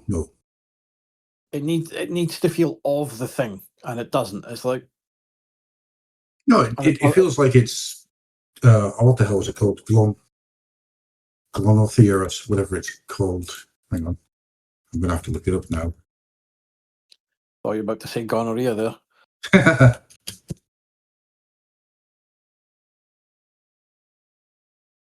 Yeah, Glorinantha. That's the one. That's what I was thinking of, which is it kind of span out of early D&D and became its own thing. It became RuneQuest. So that's what Darkblade feels like to me. It feels like it's a RuneQuest story, which you failed. You failed at the first hurdle in making a magazine or making a comic for a Warhammer branded comic because you made a RuneQuest comic. As I've said repeatedly, all of looking at this with my sort of capitalist hat on, one of many hats I have, is this should be driving me to be more engaged with the hobby if I'm in it, or if I'm not, to get me interested in it. Yeah. And you should be everything's an opportunity to sell me, the punter, on why I should go and buy lots and lots of expensive little plastic and lead/white metal miniatures at this point. Yeah. And it's failing badly. This particular sort of other ones, not so much. Like, see, as we said, the thing is, it basically boils down to a dislike kind of, but it's like Gordon Rennie good, Dan Abnett bad. It's pretty much where we are. Yeah, and I don't want that to be the case. I don't want to have it coming down to being that black and white, because I think that is unfair. But each time we record one of these, something like Darkblade takes the wind completely out of our sails. I don't want to be negative. It's a purposeless endeavor. It's a waste of energy to just be negative for negative sake. But there's nothing here for me to be positive about when it comes to Darkblade. Yeah, but it's the one. It's just like no creator is going to hit a home run all the time. Now you can love you can have beloved creators. Now we all do. We have the ones that were just like, this is everything they do is amazing. I'm struggling to think if there's. I would charitably say the only creator that's probably come close to having pretty much a home run every time is possibly Pratchett. Yeah, But even then, you have stuff like Unseen Academicals, which is because the embuggerment was really starting to take over there. Yeah, it's a very half-assed concept at the core of his story. The writing's still good, the characterization's still exemplary, but the core concept isn't as good as it should be. Yeah, there are. I mean, what, Barry Windsor Smith? Did he ever turn a bad day's work in? Art-wise, no. Story-wise, oh yes. Oh, yeah. I was just thinking of art. Oh no, the best thing is he's a writer-artist, or actually, what we should say, a proper cartoonist. Yes. But yeah, some of his artwork, some of his writing, not so much. Mm-hmm. But yeah, there's nobody that's going to hit a home run all the time. So you know, it was like, and there's for if you're a fan of someone or a fan of their work, you will buy it if you're that way inclined, and you will look for the good in it. Yeah. And you will cling to that even in the face of overwhelming. Yeah, you're huffing paint fumes now, you fanny. And I've done that. It's like there's so much shit I've bought that you look back objectively, you go, yeah, it's not very good, but I like this creator's work, and there's always something in it that I can maybe take a little bit from. And like I say, Dan Abnett, as a comic writer, for the most part, never really lands with me. It's like, no. Sinister Dexter was fine to begin with, but that continued on far too long. Mm-hmm. Like his Death's Head 2 stuff, no, I like that for the art. Yeah. He just seemed so he's someone. So I recognize I'm going in with a little bit of baggage that I have to check a little bit, because it's like, but there's the unique complaint about his stuff for Warhammer is just the lore isn't there, which is maddening to see. It's the guy that does Horus Rising, what, 3 years later? 4, 5? No. 2005 Horus Rising? It was later than that, wasn't it? Hang on a second. COVID has completely ruined all sense of time, but hang on, let's have a look. The Horus Rising publication date was 2006. Jesus, really? Yeah. So I'm going to say, so you've got someone that is 6 years basically as the guy that they hand the keys to the kingdom and go. Admittedly, he didn't write all of the Horus Heresy, but no. You clearly can see he has a hand in shaping a lot of it, even the stuff he's not doing. So yeah, the difference is 90. Even his books at this point, everyone seems to think is good. I've not read a huge amount of them. The majority of Abnett novels are they range from good to exemplary to excellent. Whereas I'm seeing none of this in the comic. No, or very little. Do you think that there is a sense of the comic being and also this? Yeah, there is. Here's the stuff that's going for Inferno. Here's the Gaunt's Ghosts. That's where all my energy's going. And then also there is Warhammer Monthly. I don't think I don't like to think that, because we joked before going on air about kind of there are certain creators over the years who have done quite a bit of taking the money and running. Mm-hmm. Looking at you, Terry Nation, with some of your Dalek recycling scripts. So I don't like. I find that uncharitable for people to do. And it's an easy. But it doesn't have to be a distinct thought. It's an easy thing for people and fans and readers and viewers to just go, oh, they haven't put any effort in it. It's like, well, you don't know that. That's you just saying it because you're disappointed or upset by what you've read. Charitably, what I'm thinking is potentially it's just he doesn't know how, or he can't get it to work because he doesn't have the space that perhaps he, again, as you saw by the time that it's like Horus Rising is a respectable paperback. The End of the Death is a murder weapon. Oh yeah. So you can tell there's a lot he wants to get out, and once he's got into the meat and potatoes of this, that he's pulling stuff in, adding lore right, left, and centre, building on what's already there. So it's clear that he's got an aptitude for it at this point. But I just don't know, is it just trying to squeeze it down into the limited page page count of a comic? Is it just something that there's too much in there that he can't get it out? Yeah. It's like all the diseases trying to get through Mr. Burns' immune system from The Simpsons, for those. Invincible, you say. I think what I was trying to say wasn't that that there's a case of, oh god, I better write the script for Darkblade. What more meaning is there is only a finite amount of energy anybody has during the day. And if attention's being taken by, you've got to get the Infernal stuff done, you've got to get the Gaunt's Ghosts book done, there isn't going to be a huge amount left in the tank to be able to also write Darkblade. See, possibly. I mean, that is a thing. But yeah, you're absolutely right. There's anything you do, there's to go back to university economics, there's an opportunity cost. Be it. So if you do this one thing, you can't do the other thing, or you're taking energy away from that. So there is a finite. But part of me goes no, because it goes then back to what are the editors doing at this point? Well, there is kind of what I'm circling around here. Because did Sinister Dexter work because he had a strong editor to guide it? Yes, he did. While eras of 2000 AD may wax and wane depending on your mood, whoever's been the Tharg takes no shit. Mm-hmm. No, absolutely, and I can imagine that's one of those things that, because he did Guardian into the Galaxy, not 2008. Annihilation. So yeah, about mid. Yeah.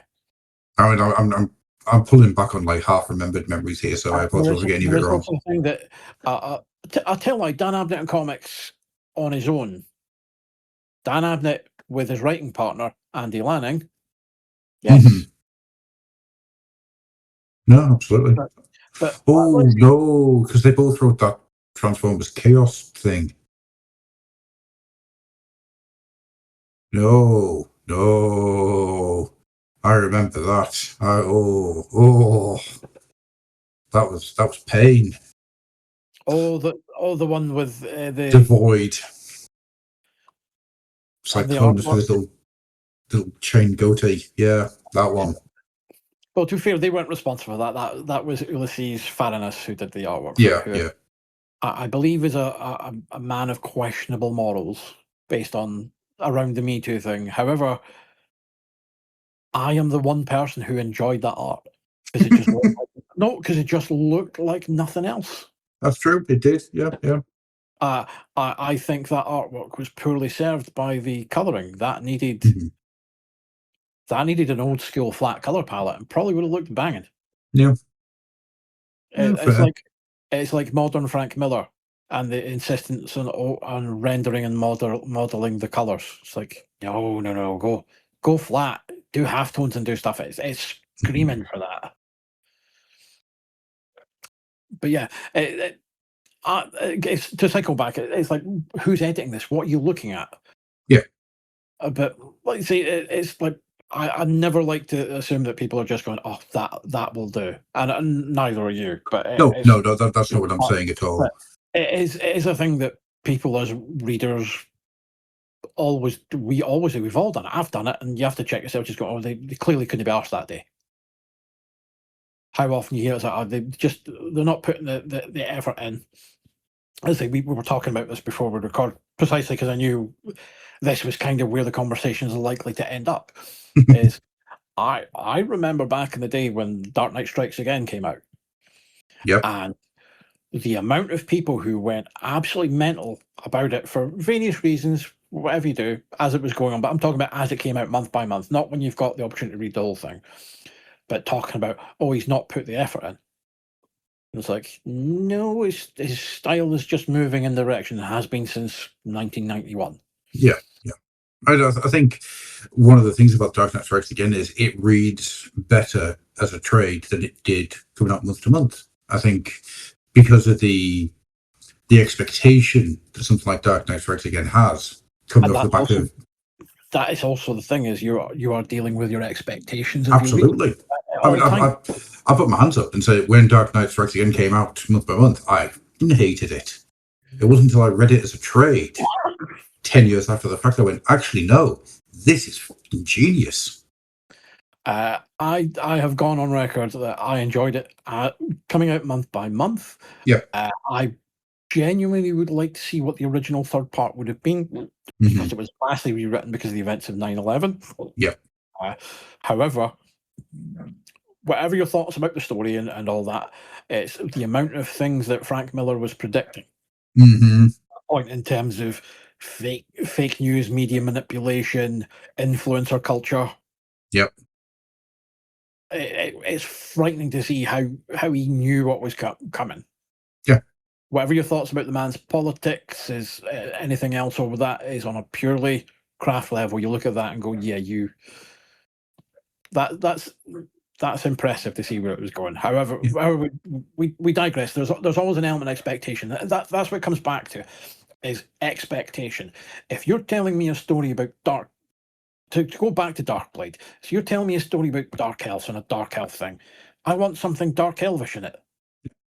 Where are the fleets of Nagorond? Where are the monsters? Where are the slavers? Where's Now, there's a good thing of you shouldn't ever give the readers what they want. Mhm. You should give them what they need. Yeah. So it's not about pandering to your fan base, because that's the worst thing you can do. It encourages the worst creative excesses. Yeah.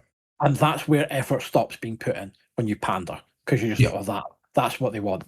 That's where you get into that potential of you just chuck out the stuff at that point, because that's what they want.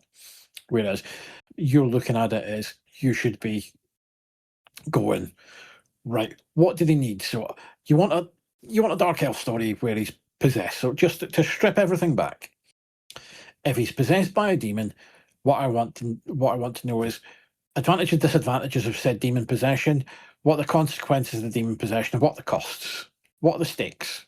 Yeah. None of that was ever properly established. Nope, because there weren't any. When you get to him losing being free of the demon, we get the cost. He's lost his soul. But Yeah, what but does what that does that mean? mean? Yeah. What are the stakes? What's the cost? And you need that to give your fetch quest substance, to give it an element of, because there should have been an element of desperation. Yeah. Throughout both those books. But it Like, wasn't. it's not just that you have to go on this mission, and if you succeed or fail, well, that's fine, you can move on to the next one. They were all in service of getting this bit that you needed. So there's always you have to do this. It's not that you want to, you have to. Yeah. But what you got throughout was just malice succeeding without effort. So there was no desperation. There was no ticking clock. There was no sense of momentum to anything. It was just, let's check in with malice. Oh, he's won again. Cool. On to the next. Yeah. Because that's the thing, is the closest we got to it was when the orb shattered in book 2, and Yeah. oh, you're fucked. And then it's like, no, but then you've got, oh no, you've got your way out through the godchild thing. That's, which in and of itself is fine, and that good. It's like, you're okay. You've had the rug pulled out from under you, but you've got a way potentially to do it. But again, because it's come on the back of nothing, there's been no stakes. So even when the orb shatters, you know that's not the end of it. There's no. Now, part of it is in an ongoing story, you know that wouldn't have been the end of it anyway, because that's just not how fiction works. No. But what you're looking for in that is you need to feel that, oh fuck, it's fucked everything. And then you get that, oh, there's a Hail Mary, we can get you out. And there's just been none of it. Like say, everything, all of the sins of Darkblade can come down, because even if we strip away the lore stuff, to strip away everything to Darkblade, the problem with it is there is no character to Darkblade. Now, I talked about UK stuff being a lot plot driven, and it is plot driven. But you've done the same plot twice, more or less, now for 2 books. I would actually say it's bare essentials. You've had a repeat of the exact same plot every single installment, because every single plot is literally Malice finds a problem, succeeds without any cost to himself, onto the next. And that is every single installment of Darkblade. Yeah. I mean, there is a thing that if you want to do a character like that, and Moorcock recognised it, It's why in Elric, all the way through, is like if he's on his own for a bit, he ends up getting a sidekick or embroiled into something else. So you've got someone more engaging, interesting to play off with, because Yeah. the character of Elric is one note. Yeah. It's a very good note. There's nothing wrong with having a singular one note character in and of themselves if you tell the story right. For example, I think in comics the biggest example of that is the Punisher. Mhm. The Punisher is the most wafer thin one note character most of the time. Other people have done stuff to strip it back and peel it and do layers and what have you, but the Punisher is a one note character. How do you make it work? Either we've Everybody got else around him is interesting. yes. Well, look at Garth Ennis's Punisher run. Yeah. Yeah, that what made that good was the level of hyperviolence that was inside it, and also what leads up to that hyperviolence. But the entire support cast was amazing. Yeah, well, let's say I recommend if you haven't, and it's out in Marvel's sort of more compact collections now. It's Welcome Back, Frank. It's 12 issues. It is the only Punisher comic you will ever need to read. Yeah. If you like more, go and seek more out. But if you've never read the Punisher, this is the one for you. Yeah, so good. But we will kind of wrap this up in a moment. But you mentioned Elric there, and I think there's a closer comparison to be made. At this point in time, there are 2000. There are 3, maybe 4 Felix and Gotrek books. Gotrek is a quintessential one-note guy. He's a little moody dwarf who did something and now has to die to atone from his crimes, and he continuously succeeds or fails. Because he fails to die, he succeeds the battles constantly, all the way through. What you have in those books there is a constant rotating cast of really good support characters. You've got the one support character in Felix who is consistently great and human and does so much work to ground the stories. But then you also have a lot of cost into what actually happens in these kinds of tales. Felix's family get caught up in it. Just people who are nearby get caught up and die.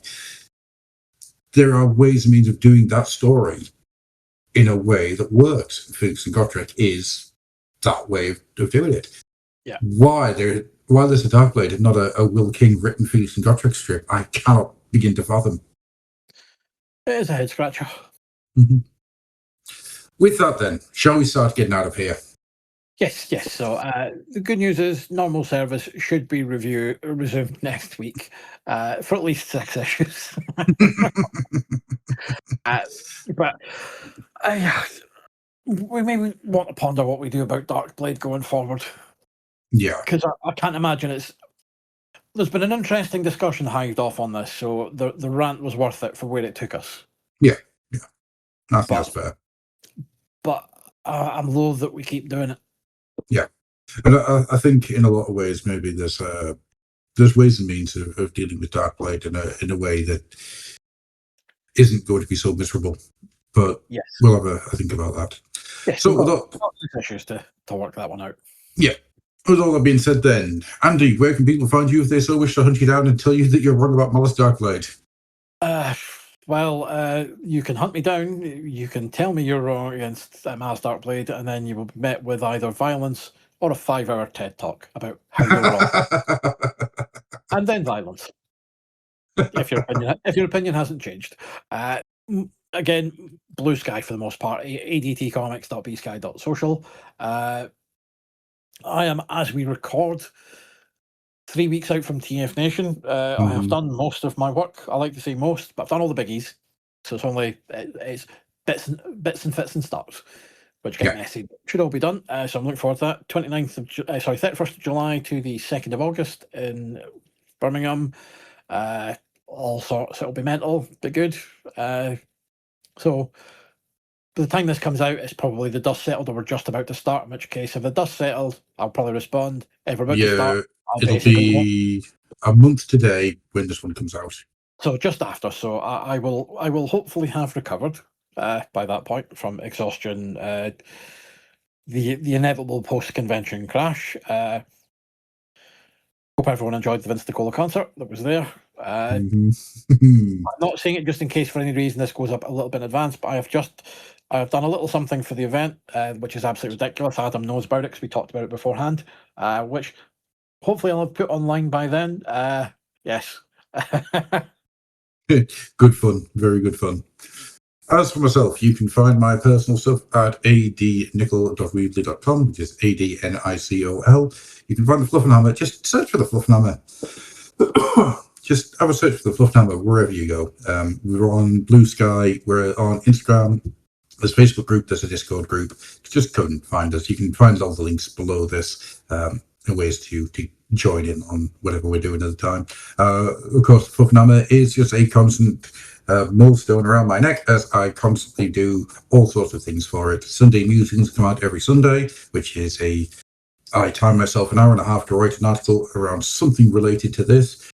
We have the deep dives, the Patreon show, where we go through a article from our hobbies publication history. There's all sorts of stuff. All sorts. And recently I finished the Heavy Metal Galleries, where every Monday for 5.5 years I put up a whole issue's worth of heavy metal pages. I'm glad that's done with. I'm so glad. So with all that being said, we are going to get out of here. Thank you very much for listening, if indeed you still are, and thank you to Mr. Andy Turnbull. Pleasure, folks, and we will catch you next episode. Bye-bye.